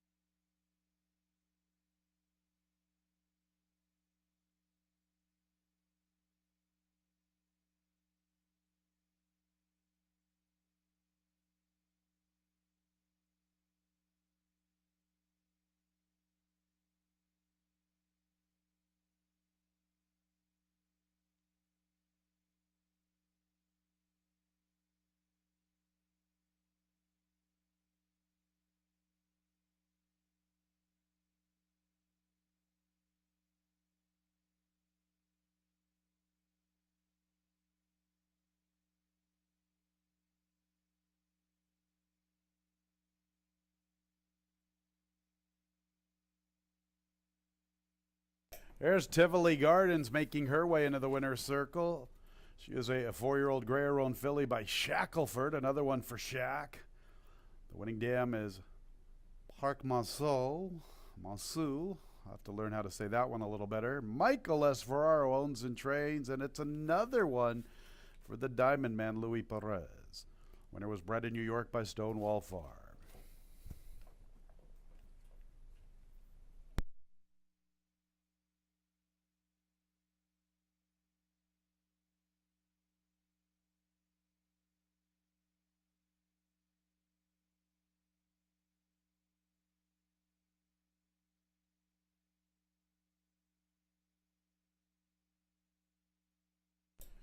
And race 3 is official. A 1-4-3, the 2-1 double $19, a 1-4 exact at $12.40. Fourth race is in 22 minutes at 1:43. Joel Cruz, new jockey 7, Quiet Horizon. 4 free shot will carry 2 pounds over. Other changes in the pick 5. 6th race scratch the 8, Midmon. 7th race scratch the 5, Warrallo. Kevin Navarro, new jockey 4, Don't Poke the Cat. And in the nightcap, scratch 7, March Madness Party. Fans, make sure to sign up and be part of our Finger Lakes bonusbets.com. You can get 6% rewards when wagering on Finger Lakes races, so take advantage for the final week. New customers that deposit and wager $100 will receive a $50 sign-up bonus. Pretty good incentives to be part of Finger Lakes bonusbets.com, especially during the off-season, because beginning in December, we are going to give 5% rewards for all Tampa action, all Tampa Bay Downs action, 5% rewards. That's a good loft. That's a good payoff there, fans. Getting back 5% at Tampa. Must wager $1,500 a month. Show wagers not included. If you're not a member, sign up today. FingerLakesBonusBets.com. Get signed up, especially for that December incentive with that 5% rewards from Tampa Bay Downs. FingerLakesBonusBets.com. You play, we pay.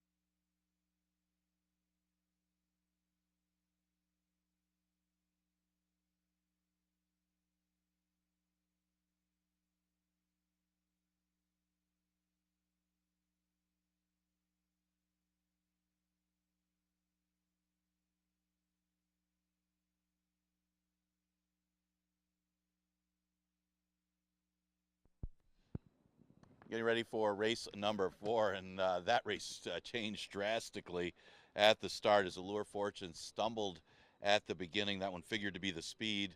Tivoli Gardens took full advantage, got the lead, and it was over. Tivoli Gardens able to control things as that horse is only one on the front end, and she was able to get out there and just keep going. Louis Perez for owner-trainer Michael S. Ferraro. This is Michael S. Ferraro, time of year.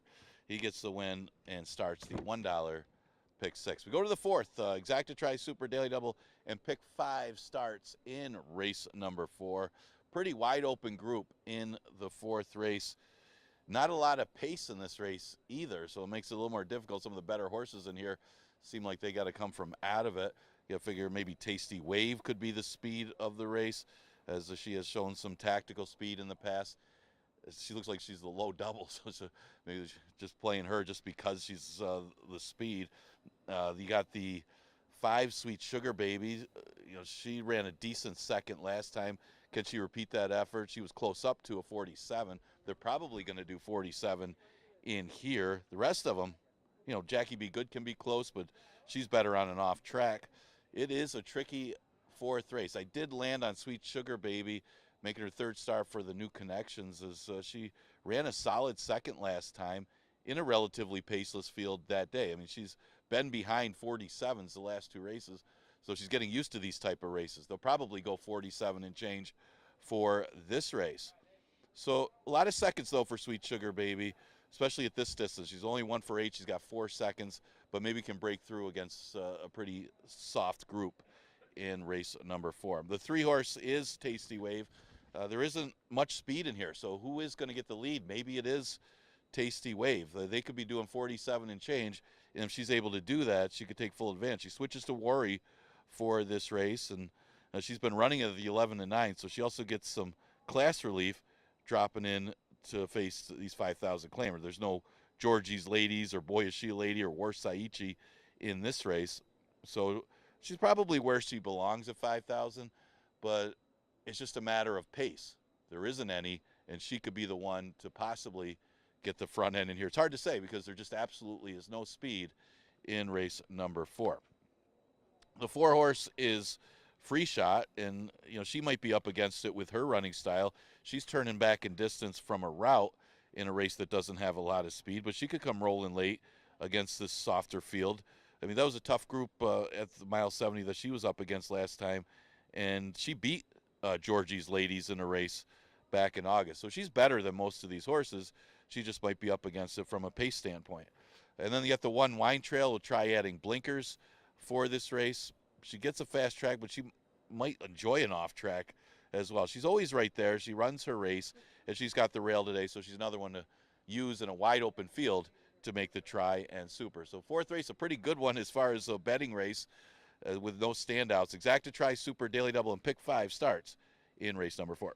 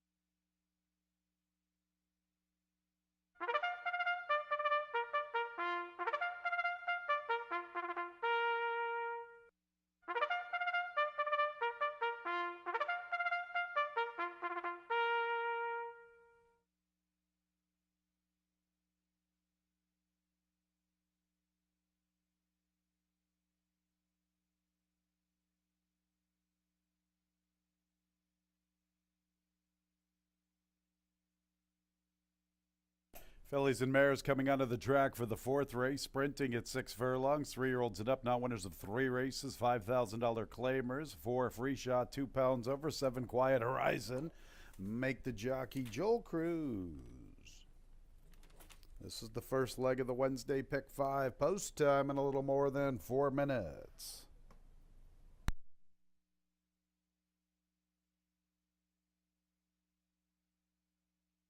Here's the field 1 Wine Trail, Rafael Rohina Jr.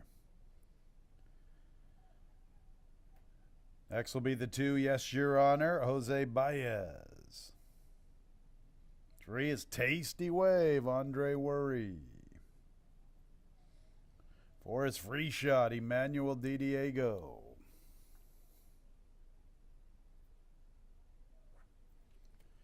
5 Sweet Sugar Baby, K. Burkoa, the favorite at 5-2. 6 Skip the Parade, 7 Quiet Horizon, Joel Cruz looking for a double. 8 is Jackie Be Good with Jackie Davis. It's about time Jackie's on Jackie. Also skipping the parade was the 9. So the 6 is Royal Jubilee, Michael Davila Jr. And the 9 is Lady Yella, Nazario Alvarado. A field of 9 to start the Wednesday Pick 5. Post time in a little more than 2 minutes.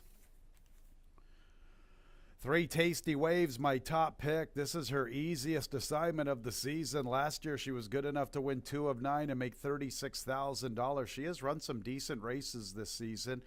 A good third place finish to Lady Quinn. She had the lead at the top of the lane, got a little tired. That was against much, much better. I'm willing to forgive her most recent start.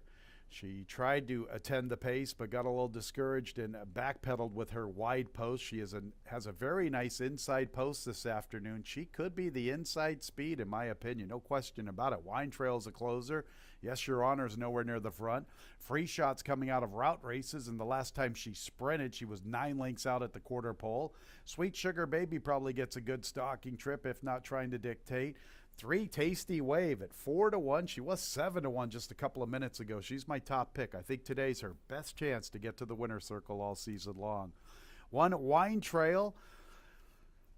Blinkers go on her this afternoon. I've liked what I've seen from her a little bit. She's kind of more of a minor placer. She likes to do her best running in third. She has 5 third-place finishes. She ran some good races earlier this season. All you had to do was bet her once this year, and you're more than in command with money-wise. She was 46-1 the day she won in early July.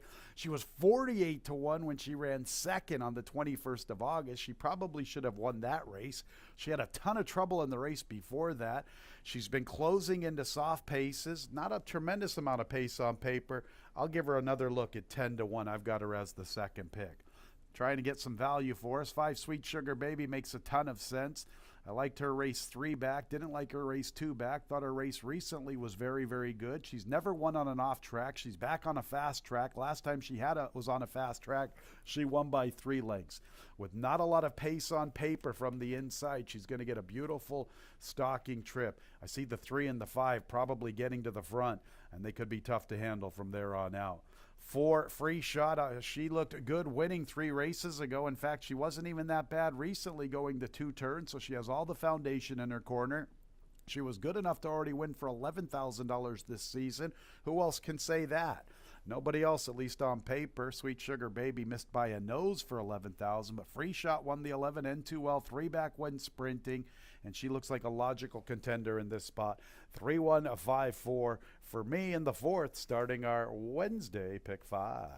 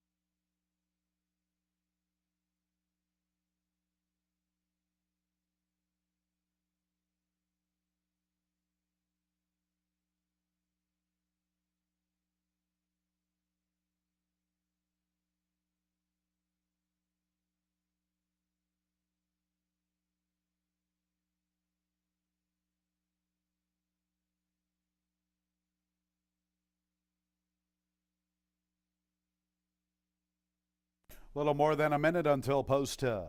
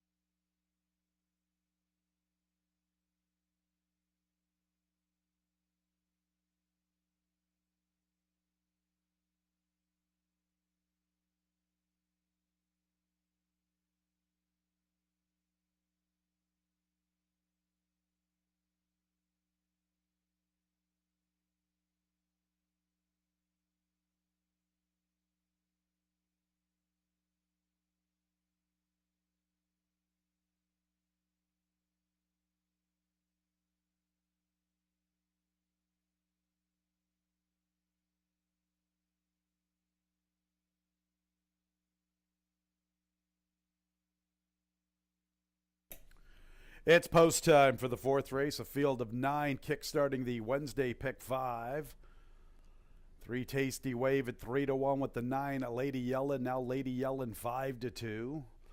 Free Shot and Sweet Sugar Baby, the 4 and the 5 are both 4-1, and there is tote support for the 8 Jackie Be Good at 5-1.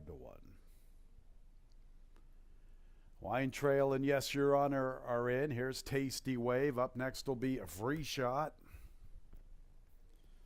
Sweet Sugar Baby.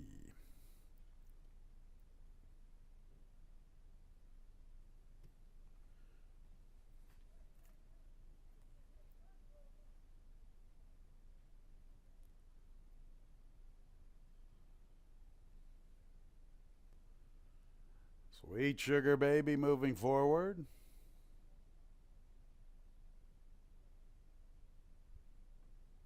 Royal Jubilee, Quiet Horizon, Jackie Be Good, and Lady Yellen. Lady Yellen down to 2-1. Tasty Wave coming in with a lot of play down to 5-2. There's Jackie Be Good. And that girl, Jackie Davis. Lady Yellen, Ed Schatzel and Tim Murphy. Nazario Alvarado aboard. Tasty Wave is now the favorite at 2-1. Wednesday pick 5. And there they go. Sweet Sugar Baby and Lady Yellen show pace, and Tasty Wave is forwardly positioned along the inside. Looks like she's going to be the quickest. There's Tasty Wave up to the front. Lady Yellen second, then Sweet Sugar Baby, Wine Trail, and from her outside is Free Shot. Jackie Be Good comes away running in 6-7 lengths off the lead. From the inside is Yes Your Honor. The last 2 are Quiet Horizon and Royal Jubilee. And Tasty Wave has the lead, and Lady Yellen's applying plenty of pressure. A nice tracking trip for Sweet Sugar Baby, and she's beginning her move. Here's Lady Yellen right alongside of Tasty Wave. Lady Yellen puts her head in front. Tasty Wave's back to second. In third is Sweet Sugar Baby. The others have a lot of work to do. Free Shot and Wine Trail followed by Jackie Be Good.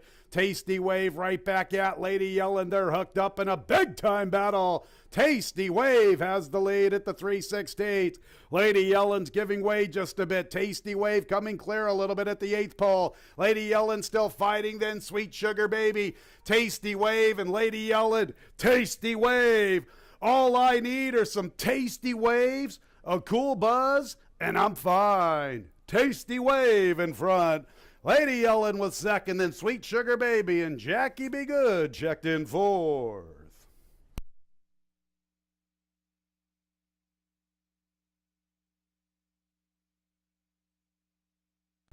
I've been waiting all season to deliver the Spicoli call. Tasty Wave. Dropping in class all the way down to even money. 112 and 32 100ths the final time. 9 Lady Yellen was second. Third place to the 5 Sweet Sugar Baby. And fourth place number 8 Jackie Be Good. Make sure to hold all tickets.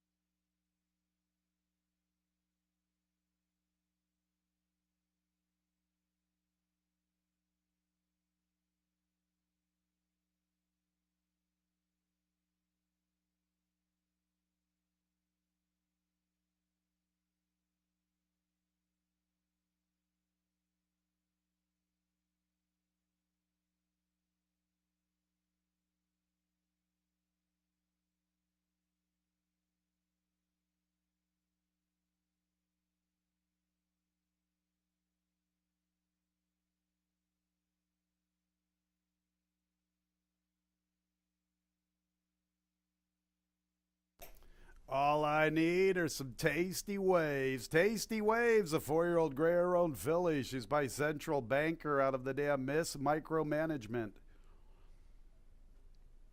Owned by Walamia Zamad, winning trainer Julius Ashley, winning jockey Andre Worry. Winner was bred in New York by Meadow Hill Lane Farm.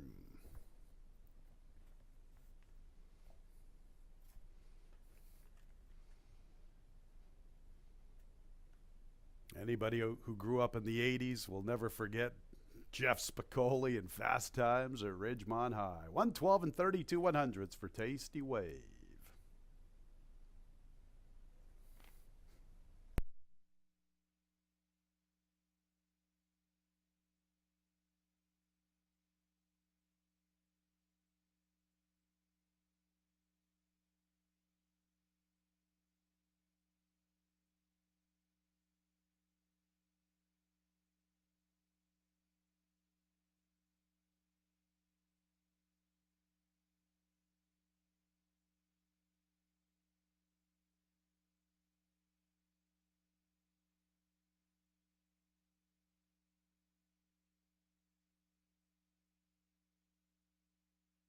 And race 4 is official, 3958. 1-3 double, $18.60. 3-9 exact to $21.20. 3-9-5 trifecta, $18. 10-cent super, 3-9-5-8, $10.30. 2-1-3 early, pick 3, $12.25. 2 with 2 with 1-2-5 with 3. The early pick 4 is worth $89.62. Our late pick 4 will begin in race 5. Number 3 tumbles, 1 pound over the weight. Our 5th race in 20 minutes at 2:13.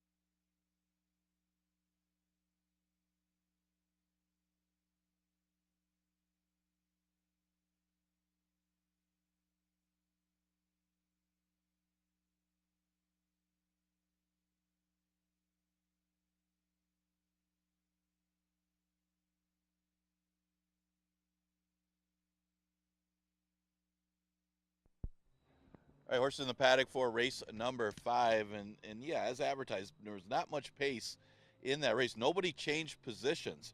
Tasty Wave got the front. Lady Yellen stalked right off her, and Sweet Sugar Baby couldn't pick up any ground either, as they went 23 for that first quarter, and drop down Tasty Wave gets the victory. The top 3 at the early part of the race were the top 3 at the finish. The even money favorite wins Tasty Wave for trainer Julius Ashley. Congratulations to him. That starts the pick 5. We start the late pick 4 with the 5th Exacta Tri Super and Daily Double offered. It's an 11-9 claimer and probably the most wide open race of the day. Ruler of the Night's coming off an 11 maiden win, and a bunch of them have ran against each other in their last race. See, a Star Speaker, Tumbles, Bustin' Roxy, Devilly all ran in that same race on November 1st. So it's a question of looking for anybody that had an excuse that day, who didn't take to the off track, or who should like the off track, and maybe somebody that could get the trip today. And I figure Bustin' Roxy was the horse that had the lead. She gave it up. Does Ruler of the Night play into that? So she's the new face. Will she send from the inside and make it tougher for Bustin' Roxy to get the lead? And, of course, it is a longer 6 furlongs than that 5.5 furlong race. So maybe take a horse out of that race that's a little bit of a price that maybe didn't get the right kind of trip. And I'm looking at a horse called, Devilly, the 5 horse, who was running against allowance horses, dropped to the 11-9. Bustin' Roxy has gotten away with slow fractions the last 2 races. And Devilly, you think that was the right move last time. She made an early move after Bustin' Roxy, who shrugged her off. But in the race before, she got caught behind horses as she tried to come up behind horses and got dirt kicked in her face. Today, she's outside. There's a chance for a couple of other speed horses, and she'll get a fast racetrack. So there's some things to like about Devilly.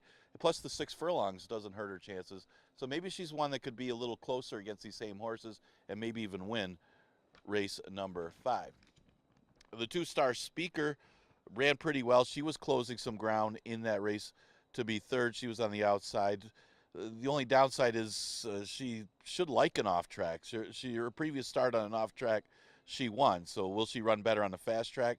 She may not need to. She just could get a trip. And she does have a good post position with post number 2 that she could get a nice inside trip behind the speed of Bustin' Roxy and possibly Ruler of the Night. So she's a big top 3 threat in the 5th. Tumbles the same thing. She was claimed for 5 and ran well against allowance horses, although it wasn't the strongest of allowance field. She dropped down to this level in that race and didn't run horribly. Maybe she didn't take to the off track if you're looking for an excuse. She's another one for Julius Ashley has a chance. Switches to Perez for this race. She's at odds of 9-2. Like I said, pretty wide open. You're not going to have anybody double-digit odds right now. Puzzle is a horse that's the new face. She dropped slightly. Question is, where does she belong? That was her first start as a 3-year-old last time, and she wasn't competitive against allowance horses. Funny Honey, the other Barrow trainees, coming off a maiden win, and so is Ruler of the Night. The rest of them ran against each other. So should be a good competitive group here for the 5th. Exacta Tri Super Daily Double and pick 4 starts here.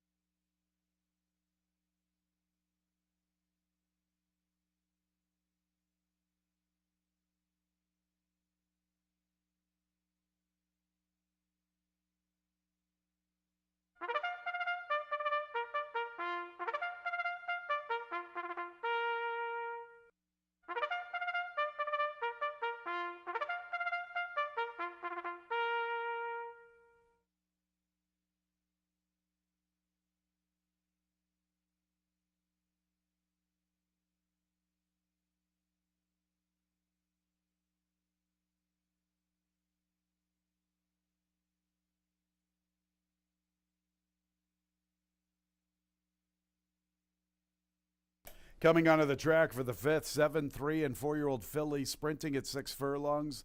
Non-winners of 2 races, claimers 11-9, 3 tumbles, 1 pound over. First leg of our late pick 4.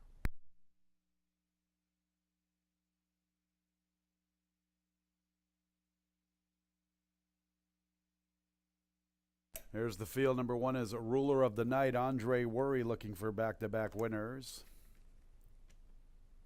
2 is Star Speaker, Kevin Navarro. Next will be the 3 tumbles. And Louis Perez, the Diamond Man's looking for 3. Julius Ashley looking for back-to-back trading scores. Walamia Samad looking for back-to-back owning scores. 4 is Bustin Roxy, Caber Koa. 5 is Devil E, Emmanuel Di Diego. 6 is Funny Honey, Jeremias Flores. Stablemate 7, Puzzle, Jackie Davis. Paul Barrow conditioning the 6 and the 7. 7, 3, and 4-year-old fillies. The 5th race starting the late pick 4. Post time in a little more than 3 minutes. I thought our 5th race was the most difficult handicapping assignment of the afternoon. I really found this race baffling. I wasn't sure which direction to go. I looked hard at the 4, Bustin Roxy. Looked at the 5, Devilly. Looked at the 1, Ruler of the Night. Ended up landing on the 2, Star Speaker, and here's why. I'm hoping for a little bit of pace. You know, Ruler of the Night likes to go from the inside. Bustin Roxy also likes to mix it up. Look at Bustin Roxy's first call in her last, 8 or 9 races here in the form. She's had the lead on all of the occasions but 1 back on the 12th of May at Belmont. So, you know, she's going to be forwardly positioned. Ruler of the Night with an inside post who's been showing speed going 5.5 and shorter distances should be forwardly positioned along the rail. I am hoping they will battle one another into submission, and my top pick, the 2, Star Speaker, can take full advantage. Star Speaker recently ran a pretty good 3rd. The pace was somewhat slow, 23-1 and 46-2. The half-mile split probably will be what we're going to get here. I'm hoping for a 22 and change opening quarter, and if so, Star Speaker can come with a big run. This will be her 2nd start for 11. She was good enough to graduate against Maiden Specials last year, and John Buckley, who's a heck of a trainer, thought enough to keep her in allowance ranks throughout the 2023 season until the most recent start. It's back-to-back trips for 11. I think a favorable pace flow with the 1 and the 4 doing neither favors. Maybe 2, Star Speaker, comes with a good run, saving ground through the turn, tipping out, and coming with a big run at a decent price of 5-1. I've made the 2, Star Speaker, my top pick. I'm figuring 4, Bustin Roxy, probably can outlast the 1, Ruler of the Night. We shall see. You know, Bustin Roxy was good enough to graduate against Maiden Special Weights. Ruler of the Night was not. She had to drop in for 11 to get her graduation score. I give a little edge to Bustin Roxy. She has a much better post. I like outside speed, pressing on inside speed, so the 4, Bustin Roxy, maybe is the one to beat. The fans think so. She's the 8-5 favorite, and it's hard to argue against her. 5, Devilly, maybe she is another one like my top selection who could get a favorable stalking trip and come with a strong run. You know, it's been a while since she's been to the winner's circle. She is only 1 for 28 in her career, but most of those races have been against significantly better. Her last 2 here at Finger Lakes have been against $11,000. They were both on sealed racetracks. You know, she does have her lone victory on a sealed racetrack. She hasn't been the greatest on a fast track. 10 appearances have only resulted in 1 second-place finish. It is interesting, though, that her top buyer, at least compared to a dirt and wet surface, was over the dirt, not by a lot, 63 versus a 70 versus a 62. Looking at her form, the turf is where she's really excelled, a 77 career best buyer. But she should get a good trip, and if she's going to strut her stuff, today maybe is her day. And then the 6, Funny Honey, I thought her maiden 11 victory recently was good. She's been given good spacing to return to the races. She started her career last year at Parks. Then she was in a maiden special weight earlier this season. Who knows, maybe she gained a lot of confidence, and she was able to win from the inside, clearing away, repelling bids, and hanging on. A much easier group she faced in the maiden 11 than she will today, but I gave her a little bit of consideration from the outside. 2, Star Speaker. She's the one I'm going to key on. She's 4-1. Hopefully the 1 and the 4 do either no favors, and here comes my top pick. 2, Star Speaker to reap the benefits. 2, 4, 5, 6, starting our late pick 4.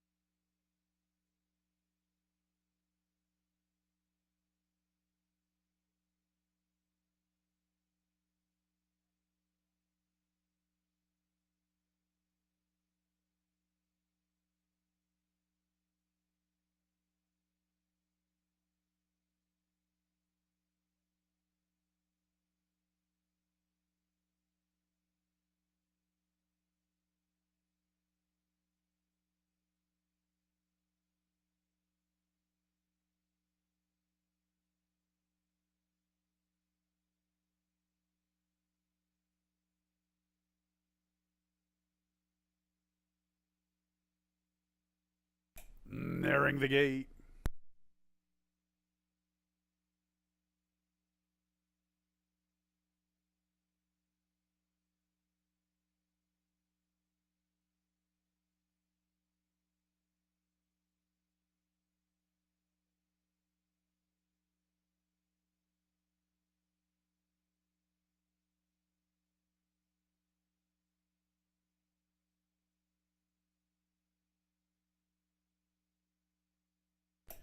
It's post time for the 5th race. 7, 3, and 4-year-old fillies. First leg of our late pick 4. The 4, Bustin' Roxy's the favorite at 2-1.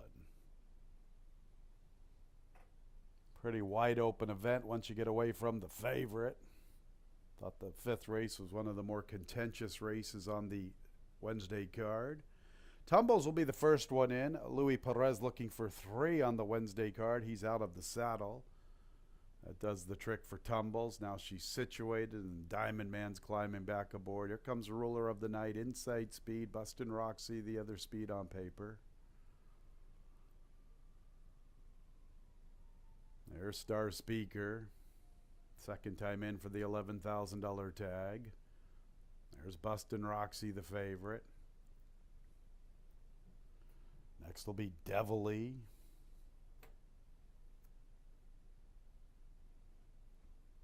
Devilly and Funny How, the Kentucky breds. Funny How off the maiden score. She's got some good size to her. A practical joke out of a mine shaft mare. And here's her stablemate Puzzle, who will be the last of 7.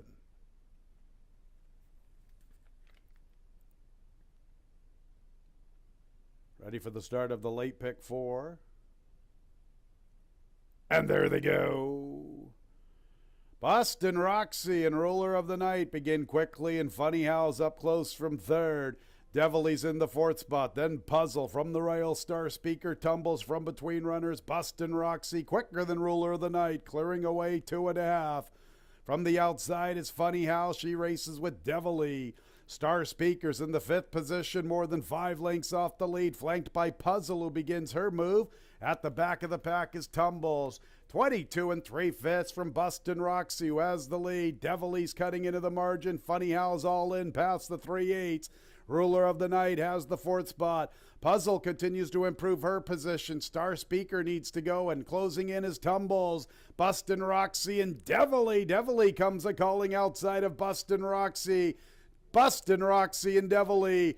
Now Tumbles is trying to make a move into 3rd from between runners. Then Puzzle far outside Star Speaker. Bustin' Roxy still at the lead. Tumbles is the late threat. Tumbles has a good stride. And here she comes after Bustin' Roxy. Tumbles with momentum. Here comes Tumbles to the outside. The Diamond Man, Louis Perez, and Fuego.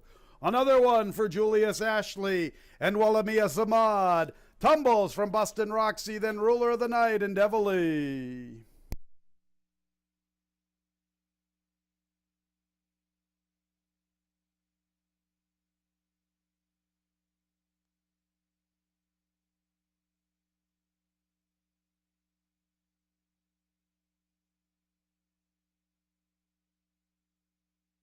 Big run from Tumbles. 113 and 27 100ths the final time. About the Diamond Man, Louis Perez, absolutely on fire.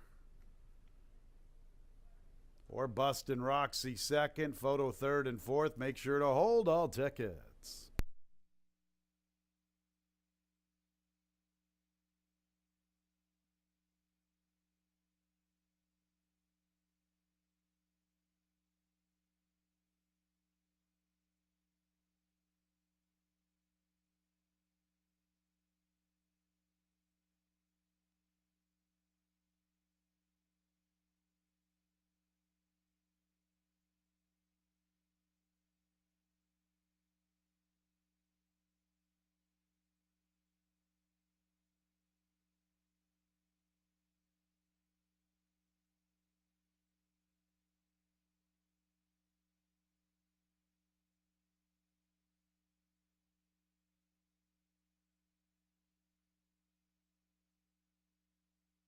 Five Devilly checks in third, fourth place, one ruler of the night.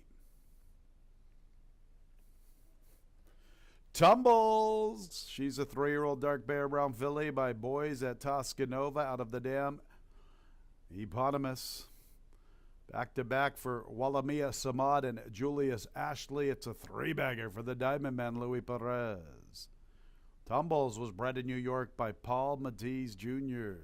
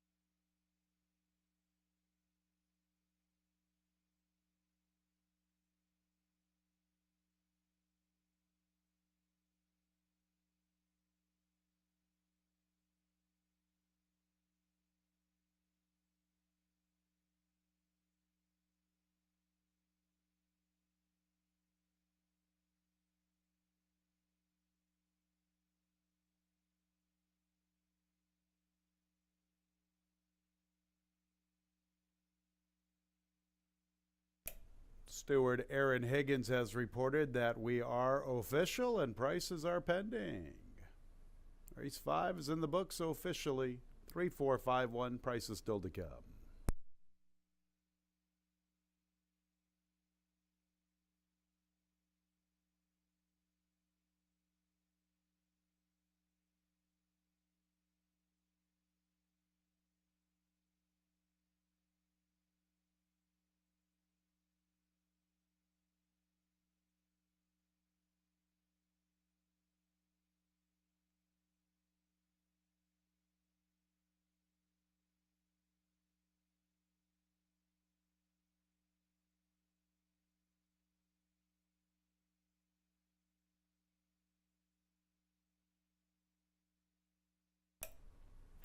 And here are the prices for the fifth race. Officially 3-4-5-1 to double 3-3. That's a Walamia Samad and Julius Ashley double, $24.60. 3-4 exact to $27.80. 3-4-5 trifecta, $22.12. 10-cent super, 3-4-5-1, $22.52. 1-3-3 pick 3, $16.12. On to race 6, 21 minutes away. 2:44 is the post time. Scratch number 8, Mid-Bond. Race 6 will begin the late pick 3.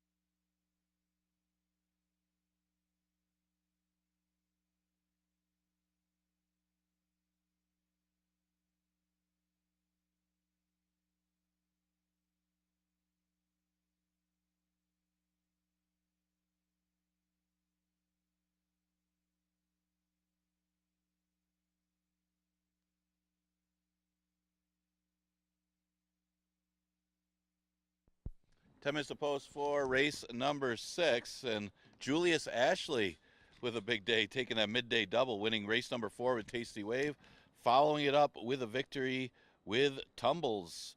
Louis Perez got the mount on that one, and another victory for Louis Perez, having another big day today. He's finishing off the meet on fire. 6th race, a 5,000 claimer, never won 3 condition, going 6 furlongs. Got a couple drop downs in here. You got Motley Sue, who's got good early speed. She's dropping to 5,000. It's that time of year. Princess Sonia, we haven't seen since July, where she tailed off after 2 good-looking victories. She drops all the way to the bottom after running against allowance horses. Man, did she look good. Her first 2 starts over the track. Looked like she was going to just rip through conditions. And ran into Missing Fortune, who was a good one. But her last race was not good at all, and she faded. She did have a bad start in that race, but doesn't explain the double-digit loss. So she got some time off. She returns, but at a much reduced level after that time. So it's a tricky read, but if she can remember some of those races back in the spring and summer, she should be able to handle these $5,000 claimers. Motley Sue, what do you say about her? She drops, and she's got good early speed. She ran and beat allowance horses back in June as well. But she's had 1 start since, and she got mixed up in the pace on a day that it was a tiring racetrack. A lot of horses came from off the pace on October 4th. I don't know if you can use that as a strong excuse because she faded pretty badly. And it's not like they went that fast early.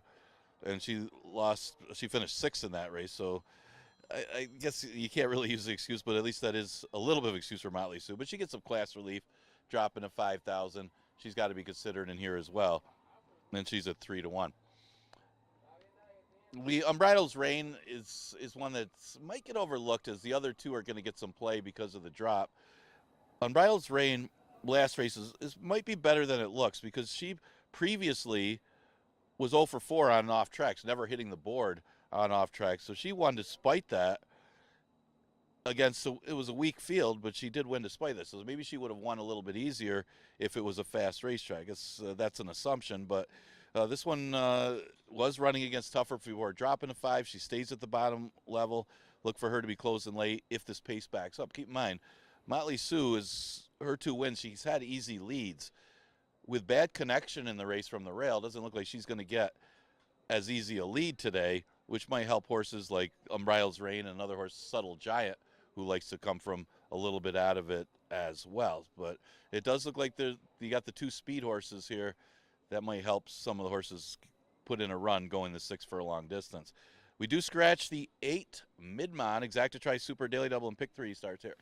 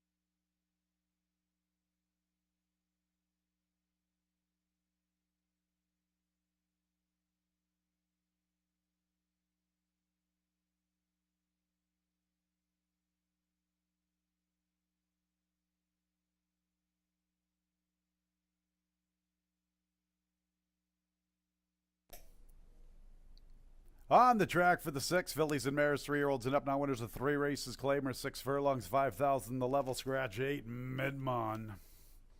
First leg of our late pick 3, post time in a little more than 4 minutes.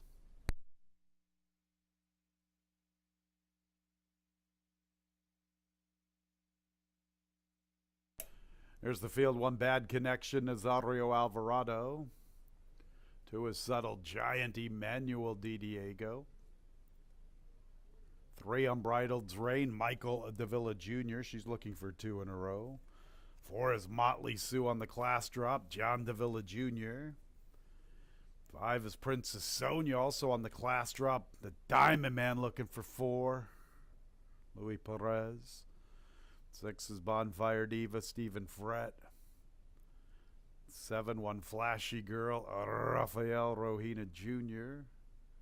Scratch the 8, 9 is Central Capital, that girl, Jackie Davis. That's the group for the 6, post time in a little more than 3 minutes.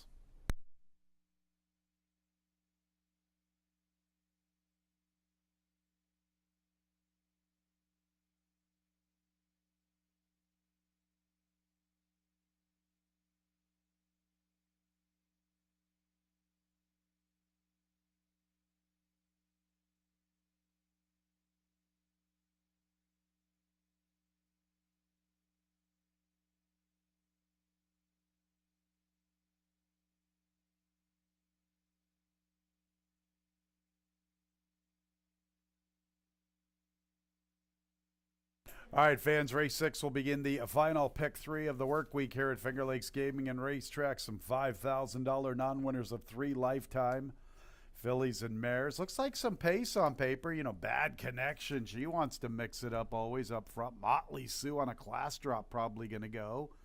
Princess Sonia, when she's had success this season, it's been forwardly positioned. Bonfire Diva likes to be amongst the pace, whether it's sprinting or routing.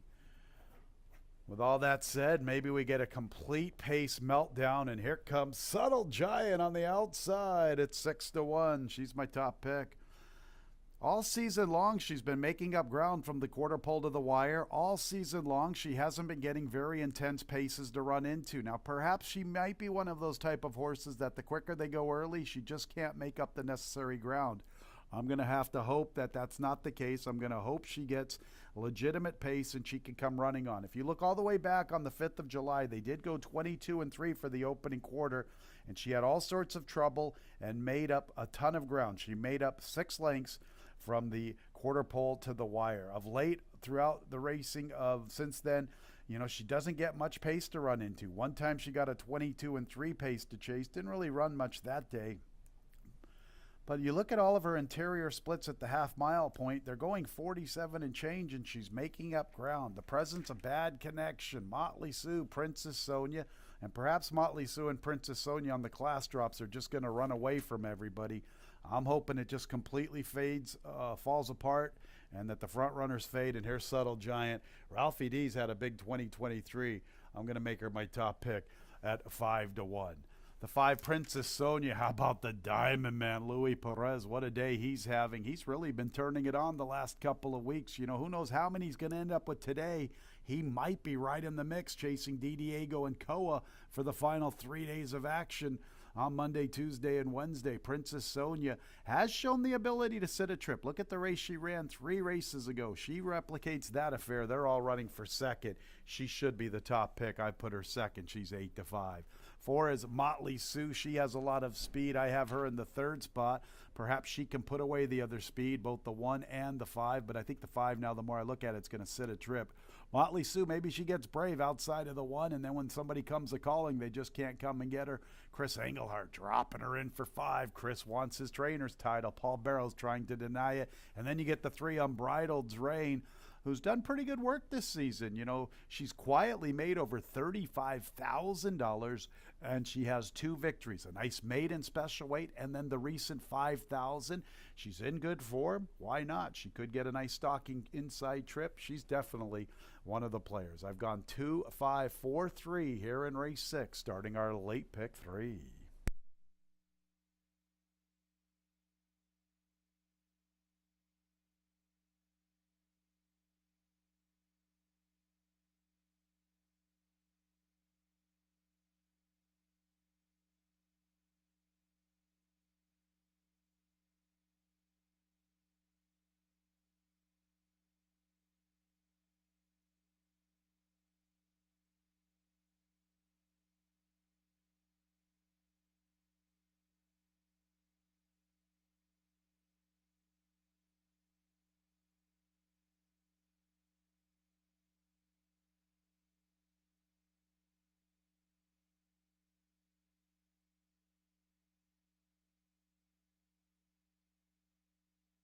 About a minute until post time.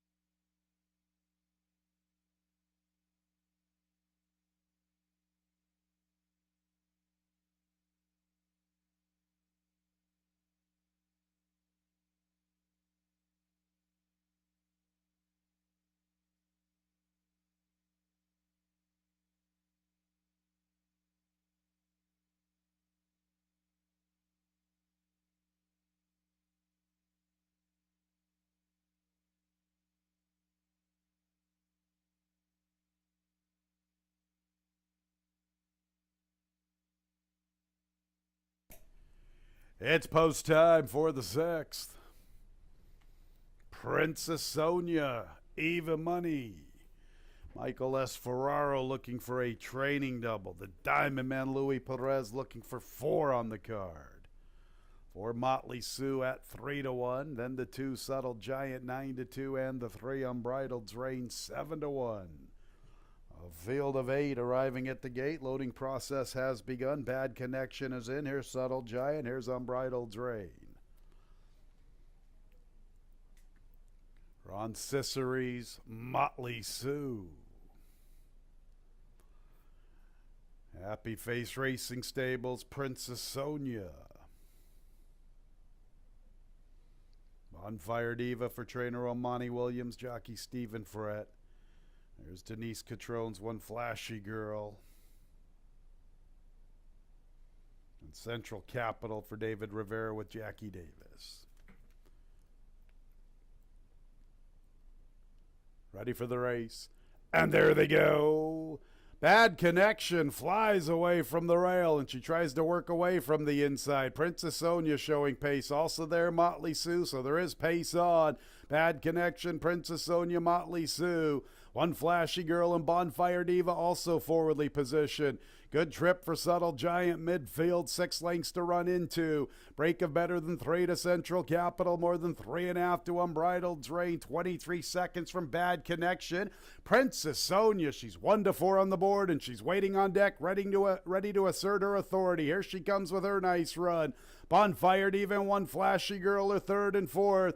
Motley Sue's backpedaling. Subtle Giant hasn't kicked it into high gear yet. Central Capital's picking up a nice stride. Here's Central Capital along the rail. She's getting within 7. She could be heard from in the final quarter of a mile. Bad Connection has turned away Princess Sonia. Here's Bonfire Diva. And here's Central Capital continuing her run along the rail. Here comes Central Capital with momentum along the inside. Bad Connection. Central Capital's coming for all the money up the rail. Here's Central Capital. Central Capital and Jackie Davis get it done. Bad Connection was 2nd. Then Unbridled Drain and Motley Sue. 37-1 on the board.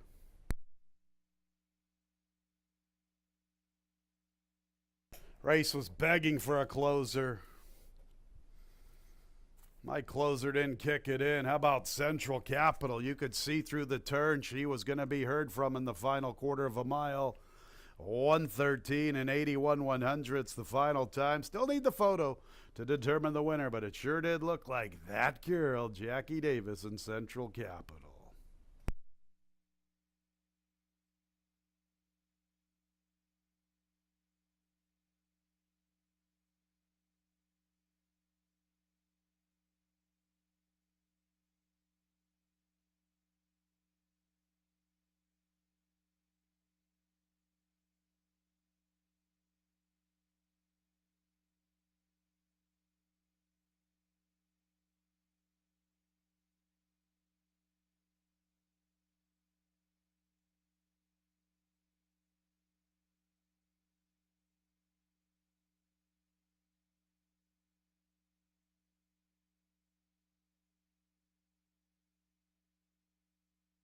9 is the winner, Central Capital. Second place, 1, Bad Connection. Third place, 3, Unbridled Drain. Fourth place, 4, Motley Sue. Look at those numbers.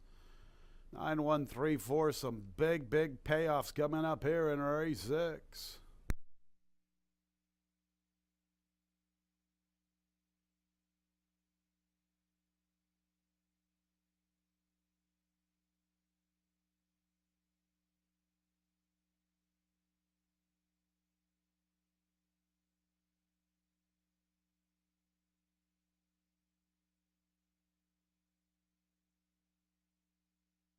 Central Capital.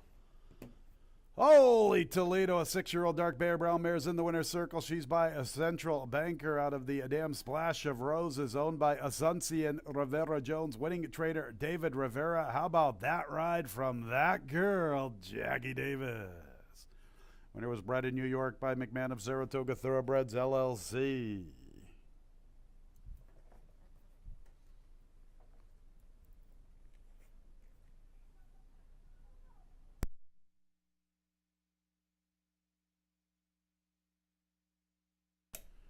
And race 6 is official.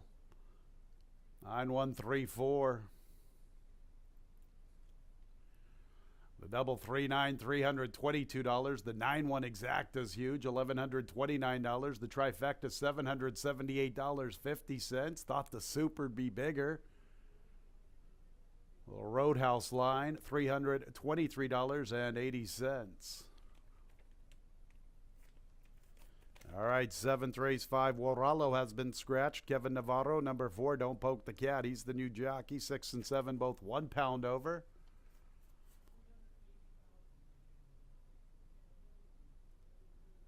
And post time's in about 20 minutes at 3:13.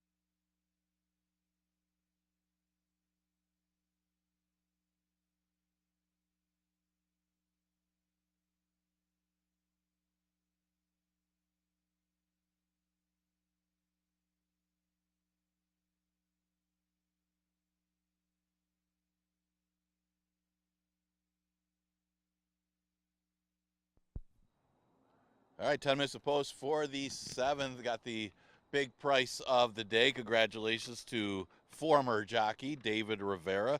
Remember him back in the day as a very aggressive rider. He gets the victory. Central Capital. Jackie Davis, a well-timed ride up the inside, just catching the speed. Bad Connection, who kind of slipped away from the rest of them, but Central Capital was the only one that could catch the speed of Bad Connection. But that trifecta, man, paid over $700 for 50 cents. I think the exacta paid over $1,000, as you had big price horses in the top 3 in race number 6, with the big favorite Princess Sonia off that layoff not firing at all. Okay, 7th race. This is our feature, and it's a good one. It's an open allowance going a distance of 6 furlongs. Exacta, Tri, Super, and Daily Double offered in here. Yeah, these got some good horses. Kevin Navarro's on the 4, Don't Poke the Cat. I mean, you got Disco Dino, who won the George Barker earlier this year. You got Allure of Money, who's won 2 stakes races this year, got a good pace last time, and won the Leon Reed Memorial.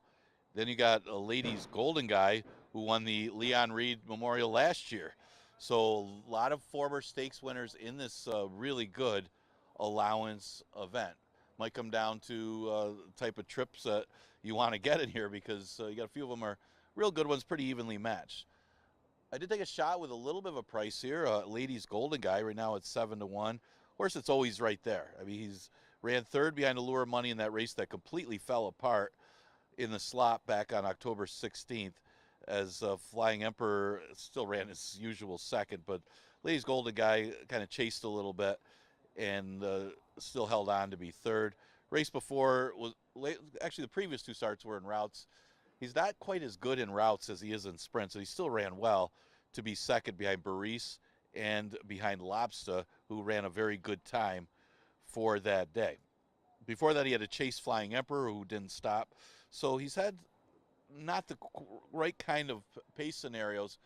He does have a tough outside post in this race, but if he can get the right kind of outside stocky trip, he could pull off the minor upset. He's currently at odds of 6-1. Allure of Money is the favorite, and you know the way this horse is going this year, can understand that. He's going to get a lot of plays. Won 4 of his last 5 starts. He's won multiple stakes races, like Fury Heart, who we saw yesterday. This is another one that's will be up for Horse of the Year. I don't know if he's probably the only multiple stakes winner we had this year, and winning the New York Derby, beating fellow 3-year-olds, then faced older horses, beat a pretty decent field in the 2 state bred, but it was a little bit of a surprise win in the Leon Reed, as he went off at odds of 6-1, taking advantage of the way the race fell apart. But man, did this horse really kick it in the last part of that race to fly in to get up. Now, was he aided a little bit by the off track? Well, it's hard to say. He's only had the 2 starts on the off track, and that other race he was supposed to win, where he controlled the pace in the 2 state bred. Maybe a little overbet at odds of 8-5, but if they back up again, Allure of Money can make it 3 in a row. The 2 horse is Disco Dino. What an effort this horse had off the layoff to win the George Barker, as there was other speed in there. He put away the other speed, kept going. He followed it up with another good effort. Looked like he was home as he put away Flying Emperor and everybody else in that race, but he just got caught from a closer from the Mike Ferraro barn. Beta, I believe, was turning back in distance, closed and got him after he set a really quick pace. Keep in mind, he went 44 and change that race. Well, he's only had the 1 start since July, and that was on the turf at Saratoga, so he's very lightly raced this year with only 3 starts, but the 2 starts here at Finger Lakes were very good ones. Got to be considered in here, and he's a little bit of a price. So 7th race is our feature. Really nice allowance event. Exacta, Tri, Super, and Daily Double offered in race number 7. We scratched a 5, Waralo.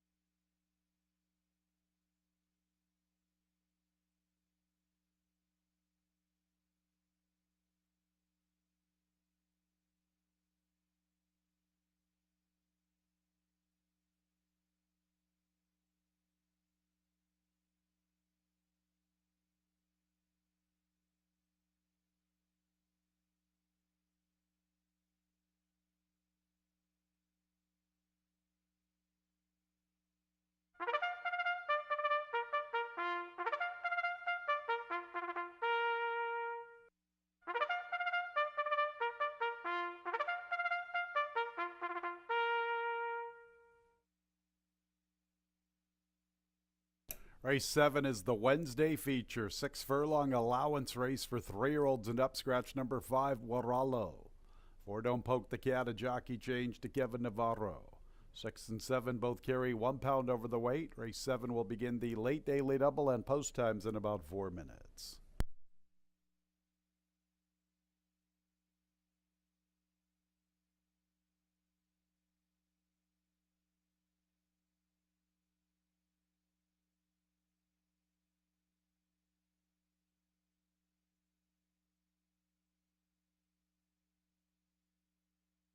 Here's the field. 1 is Banyan Breeze. Jackie Davis looking for 2 in a row. Banyan Breeze gunning for 3 in a row and is 11th overall. 2 is Disco Dino, the George Barker champion, K. Burkoa. 3 is Gagetown, Andre Worry looking for another score. Kevin Navarro picks up the mount aboard the 4, Don't Poke the Cat. Ilmar Loaiza looking for his 2nd training victory on the Wednesday card. The 9-year-old Don't Poke the Cat looking for his 15th career trip to the winner's circle. Scratch 5 onto the 6, Riders Regret. Emmanuel Di Diego, 1 pound over.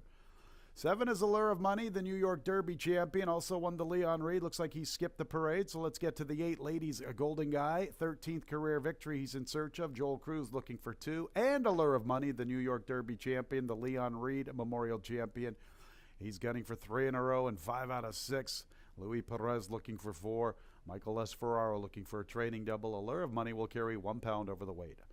Very nice Wednesday feature. Some of the best sprinters on the grounds. Our 7th race in about 3 minutes at 3:13. Pretty cool race for the Wednesday card. Our Wednesday feature. Love this level of competition. Some pretty nice horses. How about the New York Derby champion, Allure of Money? He just won the Leon Reed. You get the George Barker champion, Disco Dino. Ladies Golden Guy, who I thought was the top horse last year, one of the top horses on the grounds. This year he hasn't quite been as good as he was as a 5-year-old. It's a very, very nice race. Look at the price on my top pick. Disco Dino. He's looking for his 10th career victory. He's 9-1. Somebody get me to a British bookmaker ASAP. I want 9-1 in every bit of it. He's a nice horse, fans. He loves it here at Finger Lakes. 19 starts, 8 wins, 1 second, 4 thirds. He won the George Barker. He almost won a very, very salty allowance race on the 12th of July, and they sizzled 22 and 44 and 4. He was up there amongst the pace in a fast turf dash in a salty second state bred at Saratoga. He's been given ample time for this comeback race. Only his 4th start of the season. I like the works. I like the price. I like everything about Disco Dino. He's one of my favorites, no question about it. Just a big, beautiful horse by Verrazano out of Disco Rico Mare, Nurse Disco. How about Disco Dino at a price here in our Wednesday feature? 7, Allure of Money. He's bringing in all the credentials, even money. You know, where's the pace? Maybe the pace is definitely Disco Dino. Is Banyan Breeze going to gun from the rail? Is he even as quick as Disco Dino? I'm going to take my chances with Dino. So what I'm alluding to is Allure of Money probably is not going to get the same pace scenario he got in the Leon Reed. They flew early, 22 seconds. Maybe Dino can slow it down a little bit up front and compromise this stretch kick of Allure of Money. He's very, very sharp. His lone defeat in his last 5 races was in the Albany, and that was a tough assignment for him. He's never been better. Allure of Money could be the favorite for Finger Lakes Horse of the Year. I've got it down between him and Fiery Heart. Perhaps I'm missing somebody else. True Empress, I suppose, could be thrown in that mix. I'd vote for Allure of Money because he's got the New York Derby and the Leon Reed, but Fiery Heart's the only 7-time winner, and True Empress just beats up on everybody. Pretty cool Horse of the Year race here at Finger Lakes Gaming and Racetrack for 2023. Allure of Money at even money. I've got to go shopping somewhere else, but I know he's going to come running. 8 Ladies Golden Guy. We know his best race is good enough. The problem is in 2023, his best race has not been good enough. He has dropped off in form a little bit compared to last year when he was 4 for 7, only 1 for 8 this year. But, you know, if you're going to stick with him, you get rewarded. He is 6-1. And then the 1, Banyan Breeze. Banyan Breeze is sharp. He's rattled off 2 in a row. Not sure what he beat 2 back. And he got a pretty soft lead. Last time out, I give him a lot of credit for that victory. He went 22, then 44 and 3. We shall see. Ran very good 4 races ago against Starburst. That was a very, very good race in defeat. Banyan Breeze, a little bit of a look in the 7th. I think the 2, Disco Dino's the one offering the value. He's 7-1. That's where my top pick goes. 2, 7, 8, 1 in the 7th, our Wednesday feature here at the Thumb.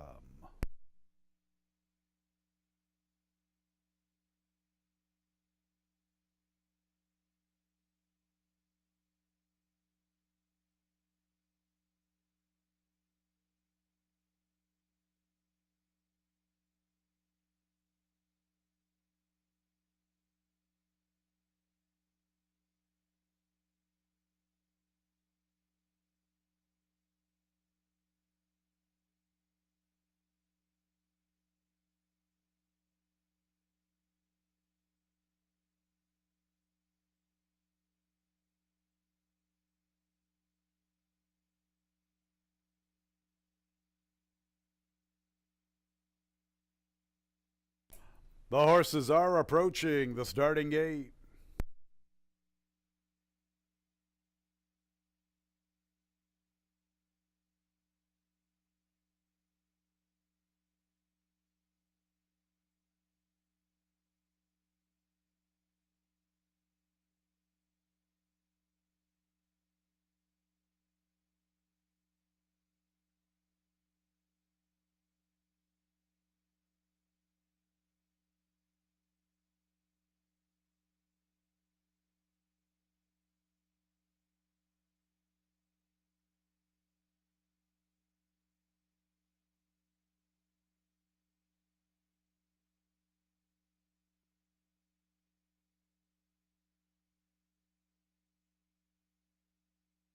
Nearing the gate.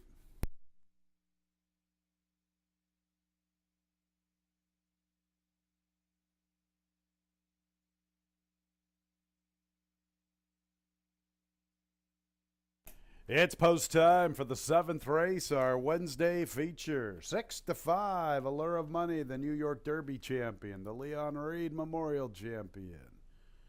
Been the top 3-year-old, perhaps the top horse here in Finger Lakes in 2023.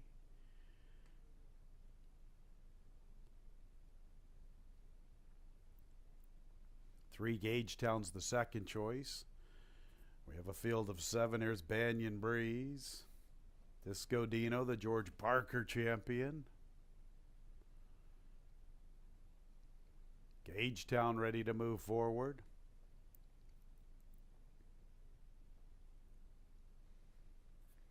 The 9-year-old Don't Poke the Cat, looking for his 15th career trip to the winner's circle. Rider's Regret, his best race makes him competitive. There's the favorite Allure of Money. And Ladies Golden Guy looking for his 13th career victory. Ladies Golden Guy, the last of 7 to the outside. Ready for the Wednesday feature. And there they go. Ladies Golden Guy is showing good zip from the far outside. Here's Disco Dino showing pace along the inside. Ladies Golden Guy will cross over. Disco Dino's going to get to the outside. Banyan Breeze is along the rail. Rider's Regret has a clear position from 4th, and he is 2.5 off the lead. Almost 3.5 lengths to Gagetown. Another 2 to Don't Poke the Cat and Allure of Money. Ladies Golden Guy with the killer crossover, 22 1/5 from Disco Dino from the outside, and Rider's Regret.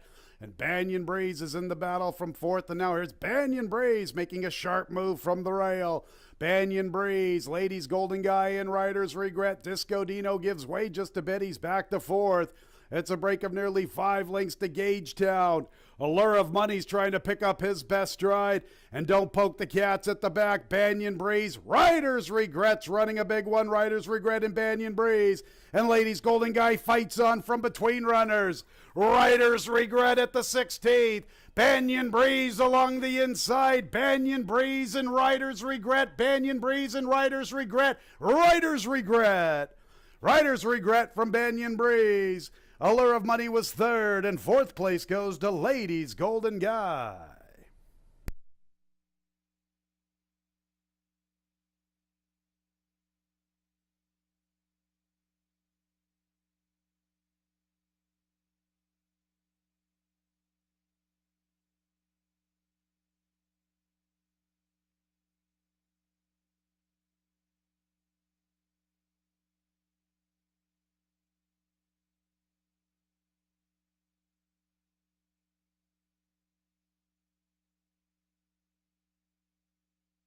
A thrilling Wednesday feature. Riders Regret and Banyan Breeze. Photo for third and fourth. Photo for the victory. Good running time. 1 minute 10 and 97 100ths.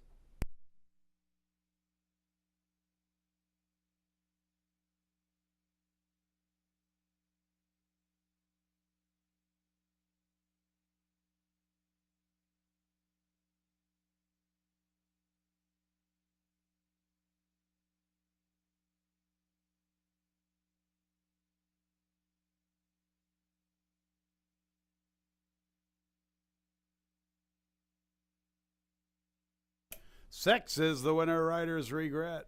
Second place, 1 Banyan Breeze. Third place, 7 Allure of Money. Fourth place, number 8 Ladies Golden Guy.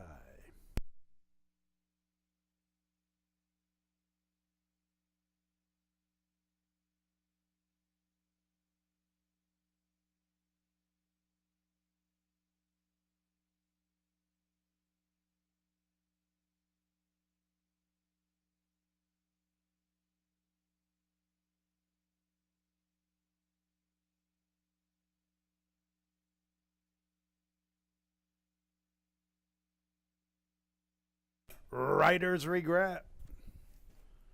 Seventh career score, 5-year-old Bay Gelding by Tuffelsburg out of the damn pencil papers. Owned by Seacoast Thoroughbreds of New England, bred in New York by his owners. Winning trainer Ralphie D. Ralph D'Alessandro, winning jockey Manuel Di Diego.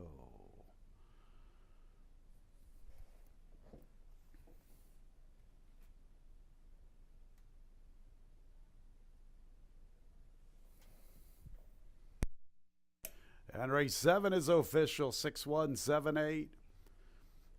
The double 9-6, $539. The 6-1 exact, $183. The trifecta 6-1-7, $116.62. The 10-cent super, $55.05.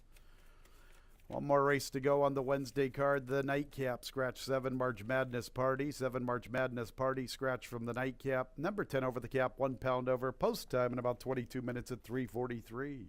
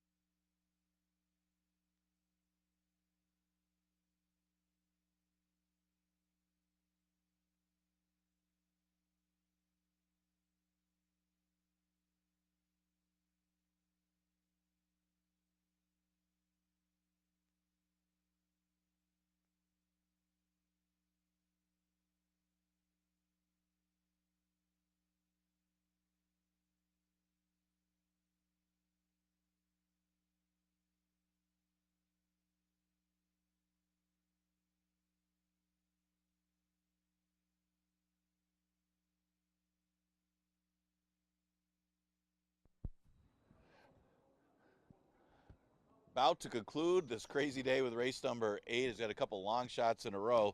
Race 6 won by Central Capital at odds of 37-1. Up the inside, that race won by Writer's Regret, who's getting sick of finished behind all those horses all the time. He gets up to get the victory. Emmanuel Di Diego for Ralph D'Alessandro, who's been finishing this season strong. Writer's Regret with a little bit of an upset in the 7th. Just getting up over Banyan Breeze was a little bit of a price in there as well. Now we come to a wide open last race to finish out this Tuesday card. Just a reminder, we do continue live racing next week. I mean, you got next week, we got 3 days, all 9 race cards for closing week. 12:15 first post for all 3 of those days. So come join us for the fun and plenty of action here at Finger Lakes. Man, we'll finish it up with a bang here with the last 2 races. Maybe we get another long shot in race number 8. Actually, the horse I picked on top is 10-1 in this 5,000 claimer. Sea Tiger takes a drop in class. It's another paceless race. I mean, we talked about it in race number 4. Tasty Wave ended up the main speed, and the top 3 horses around the track finished as the top 3 horses in that race. Is this going to be the same? You got to think horses like, well, Lorenzen's got some tactical speed. He could be out there. You got a couple others. Oliver with a Twist is another one that's got some tactical speed, but I wouldn't expect a very fast pace for race number 8. And you know, a horse like Sea Tiger might be against it in that sense, but he's a little bit better than most of these considering company kept. Horse has been running against the 11 and 9s. What's My Category's been good lately, and Ginsu Warrior came out of his last race to win that one as well, and he's only a couple lengths behind Ginsu Warrior. That puts him right there in the mix with these. He's at 5,000 today. He's a price. He's at odds of 9-1. It really is tough to have any faith in any horses that come from out of it when you got a relatively paceless race. The 4 8 weeks long shouldn't be that far back. Last Finger Lakes race wasn't terrible. Got a good number for the race, and ran pretty okay at Presque Isle on the different surface last time. So comes back to Finger Lakes, always right there. More seconds and thirds than victories 4 8 weeks long, but you can say that for a lot of horses in this race. That's why they're still eligible for the 3 lifetime when they've made over 30 starts. 8 weeks long fits the bill, but he's a good horse to use in the number. Might come down to the trip in a race like this anyway. The 10 horse is all the way on the outside over the cap, but he's only run for this price once, and he won for this price. I guess he's another one that's really at the mercy of the lack of pace in this race. Is he just better than these horses, which you got to kind of look at, because he was facing much tougher. But the opposite of Sea Tiger, Sea Tiger's got the rail, he's got the 10 posts, and they both been facing the same type of company. And then you got the 2 Make It in New York. He should be close up in here with the possible speed of Lorenzen and others. And, you know, he comes out of the race won by Mo Danson. Mo Danson ran a big effort that day, was sitting back and just swept by everybody. So everybody was running for second after that. And Make It in New York didn't run badly. I mean, this horse a little overly bet that race. But again, it was on and off track. And he ran in the top 3 still, despite maybe not running the best race he's ever run. So he's in a good position from that 2 post. Again, he might get a nice trip right behind the speed, if there is any speed, in the final race of this Wednesday card. Exacta-Tri is super offered in race number 8. 1 week left of the 2023 season. Monday and Wednesday next week. Join us, 12:15 first post. Will be the next day on Monday.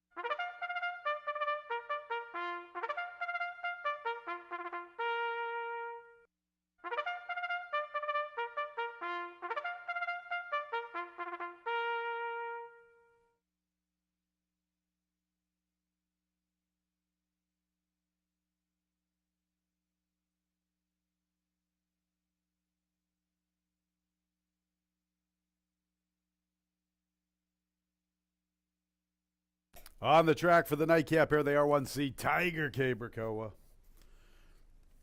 To make it in New York, John Davila Jr. 3 Lorenzen, Jeremias Flores. 4 is 8 weeks long, Jackie Davis looking for another winner. 5 is Trisata, Michael Davila Jr. 6 is Bert, Rafael Rohina Jr. Scratch the 7 March Madness Party. 8 Oliver with the twist, Jose Baez. 9 is Moon Hunter, Emmanuel Di Diego looking to sweep the late double. 10 is Over the Cap, Luis Perez looking for 4, 1 pound over. 1 mile and 70 yards, 3-year-olds and up, non-winners of 3 races, $5,000 claimers. And the nightcap in a little more than 4 minutes. 3 more days here at Finger Lakes for the 2023 season. Monday, 12:15, first post, a pick 6 carryover better than $1,800, $1,811.88. Could get a nice pick 5 carryover if we can beat the 2, make it in New York. Be better than 19 G's if anybody other than the 2 wins the nightcap. I think we got a little bit of a shot, no question about it. I think make it in New York obviously figures. I have him picked 3rd. 10 Over the Cap will be my top pick. I think he's pretty solid for $5,000. Now he's going to have to show us that he can win without the bug boy Carlos Barbosa, but he does get the hot riding of Luis Perez, the Diamond Man. There's a horse who unleashes a furious kick in the lane. Don't panic, fans, if he's far out of it with a 1/4 mile to run, because he comes with a huge run. He comes from the depths of nowhere. An unbelievable stretch run anticipated here from Over the Cap. I'll make him my top pick. 1C Tiger for the Finger Lakes Hall of Famer John Grabowski. How about John getting Sandy's Garden, huh? Sandy's Garden loves Finger Lakes. She was pretty good yesterday, making it now 4 out of 5 over this oval. Grabowski, C Tiger, Cabercoa, good enough to win 3 races ago for 11. Thought he was pretty formful and solid for 5 last year. I think he's a contender. 8-1 seems like a pretty good price for C Tiger. Make it in New York. We're rooting against him only because we want the carryover in the pick 5, but you have to give him a lot of respect. He hits hard at this level. Initially, I thought this horse might be a little bit better around 1 turn, but he has shown his last 2 races are just as good going a route of ground. He's looking for his third career score. He will break through one of these days, and it could be today. For 8 weeks long, what's his price? He's 7-2. Comes back to us after running 4th at Presque Isle. Ran some pretty good races earlier this season. A distant 2nd at Jacoba as a beaten favorite. Good 2nd to Bench Walk. Decent 3rd to That's My Business. I'll put him in the mix. 10-1-2-4 in the nightcap here at Finger Lakes Gaming and Racetrack.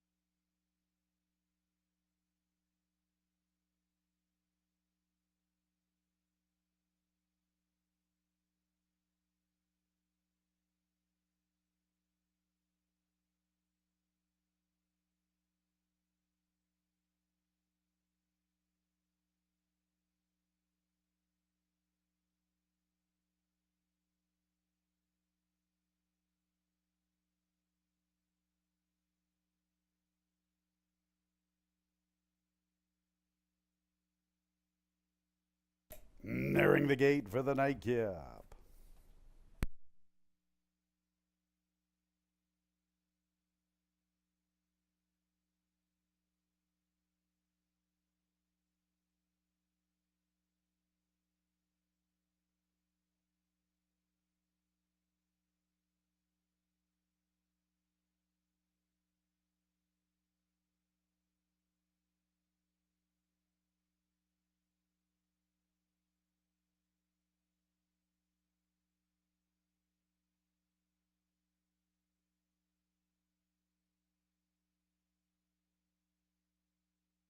It's post time for the Wednesday nightcap. 8 weeks long and over the cap are both 3-1. Make it in New York's 4-1. Our current favorite is the 10 over the cap. Big shout out to Adam Caputo, Adam Cap. He loves over the cap. All right, fans, just 3 more days here at Finger Lakes Gaming and Racetrack for the 2023 season. We have a pick 6 carryover into the Monday card, a little bit more than $1,800. If we can beat the 2 here, we're going to have a pick 5 carryover in excess of $19,000. So I guess if you're alive in the pick 5, you're rooting for the 2. If you're like the rest of us who got knocked out, we're rooting against you. Make it in New York. Simply said. All right, here's Moon Hunter and over the cap to the outside. Ready for the nightcap. And there they go. Oliver with a twist is showing pace. Make it in New York is there. Moon Hunter fires into the fray. Lorenzen races inside of Trisatum. 8 weeks long advances. He is 4th last, racing with Bert. From the inside is Seed Tiger, and over the cap, a late runner's the last of all.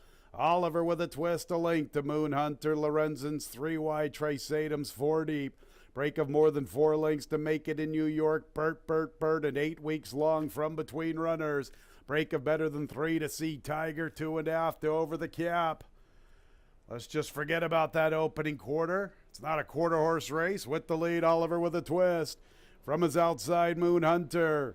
Also there races Lorenzen 3 wide, and Trisatum gets the worst of it, stuck out there in La La Land. 8 weeks long, and Bert's inching closer. Black Silks make it in New York. 6 lengths to find, 2 clear of Sea Tiger. 2.5 to over the cap, and look at Cappy at the back. Cappy's really picking up his stride heading into the turn. And it still is Oliver with a twist at 57-1. Oliver's brave. Moon Hunter is second. I'm going to keep my eye on over the cap and Sea Tiger. They're really rolling in together. Oliver with a twist. Bert. Here comes over the cap and Sea Tiger. Oliver with the twist trying to post this huge upset. Over the cap's going to try to come and get him late to the far outside. Oliver with a twist. Over the cap. Bert. Oliver with a twist. He's almost home. Alicia screaming her head off for Oliver with a twist, and he's going to get it done. Oliver with a twist at 57-1 in the nightcap. Over the cap, Bert, and Sea Tiger checked in 4th.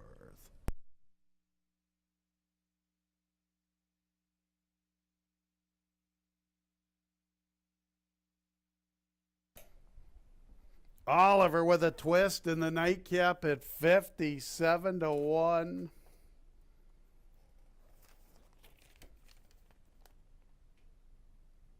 $145 40/100ths the final running time.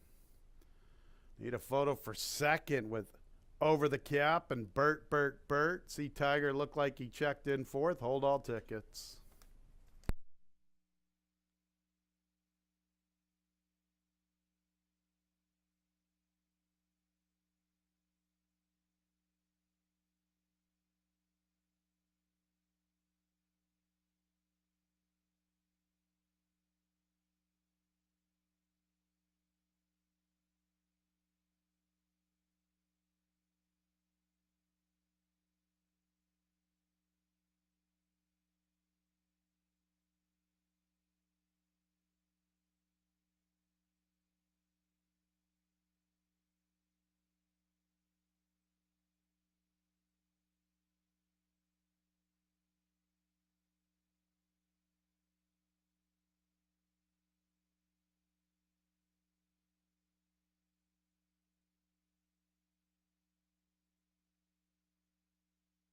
10 over the cap, checks in a second. Third place to the 6, Bert.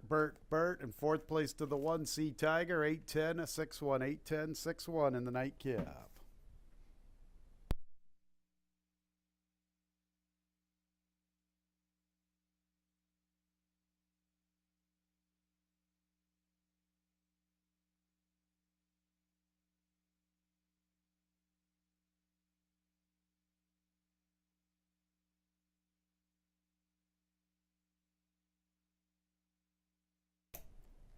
Here's Oliver with a twist, led into the winner's circle by Alicia Piazza.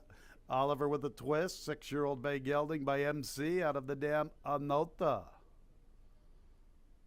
Younger brother to Short a Party. Owned by the most interesting man here at Finger Lakes, Matt Clark. Winning trainers, the natural Dylan Clark. Winning jockey, Jose Baez. Winner was bred in New York by Sequel Thoroughbreds and Burleston Farm.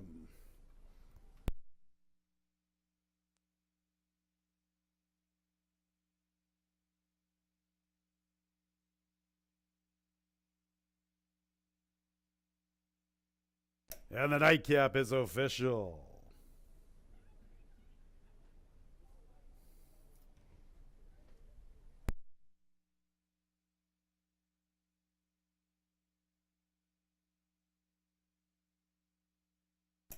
$6-8 late double, $939. $8-10 exacta from the nightcap, $931. $8-10-6 trifecta, $1,093.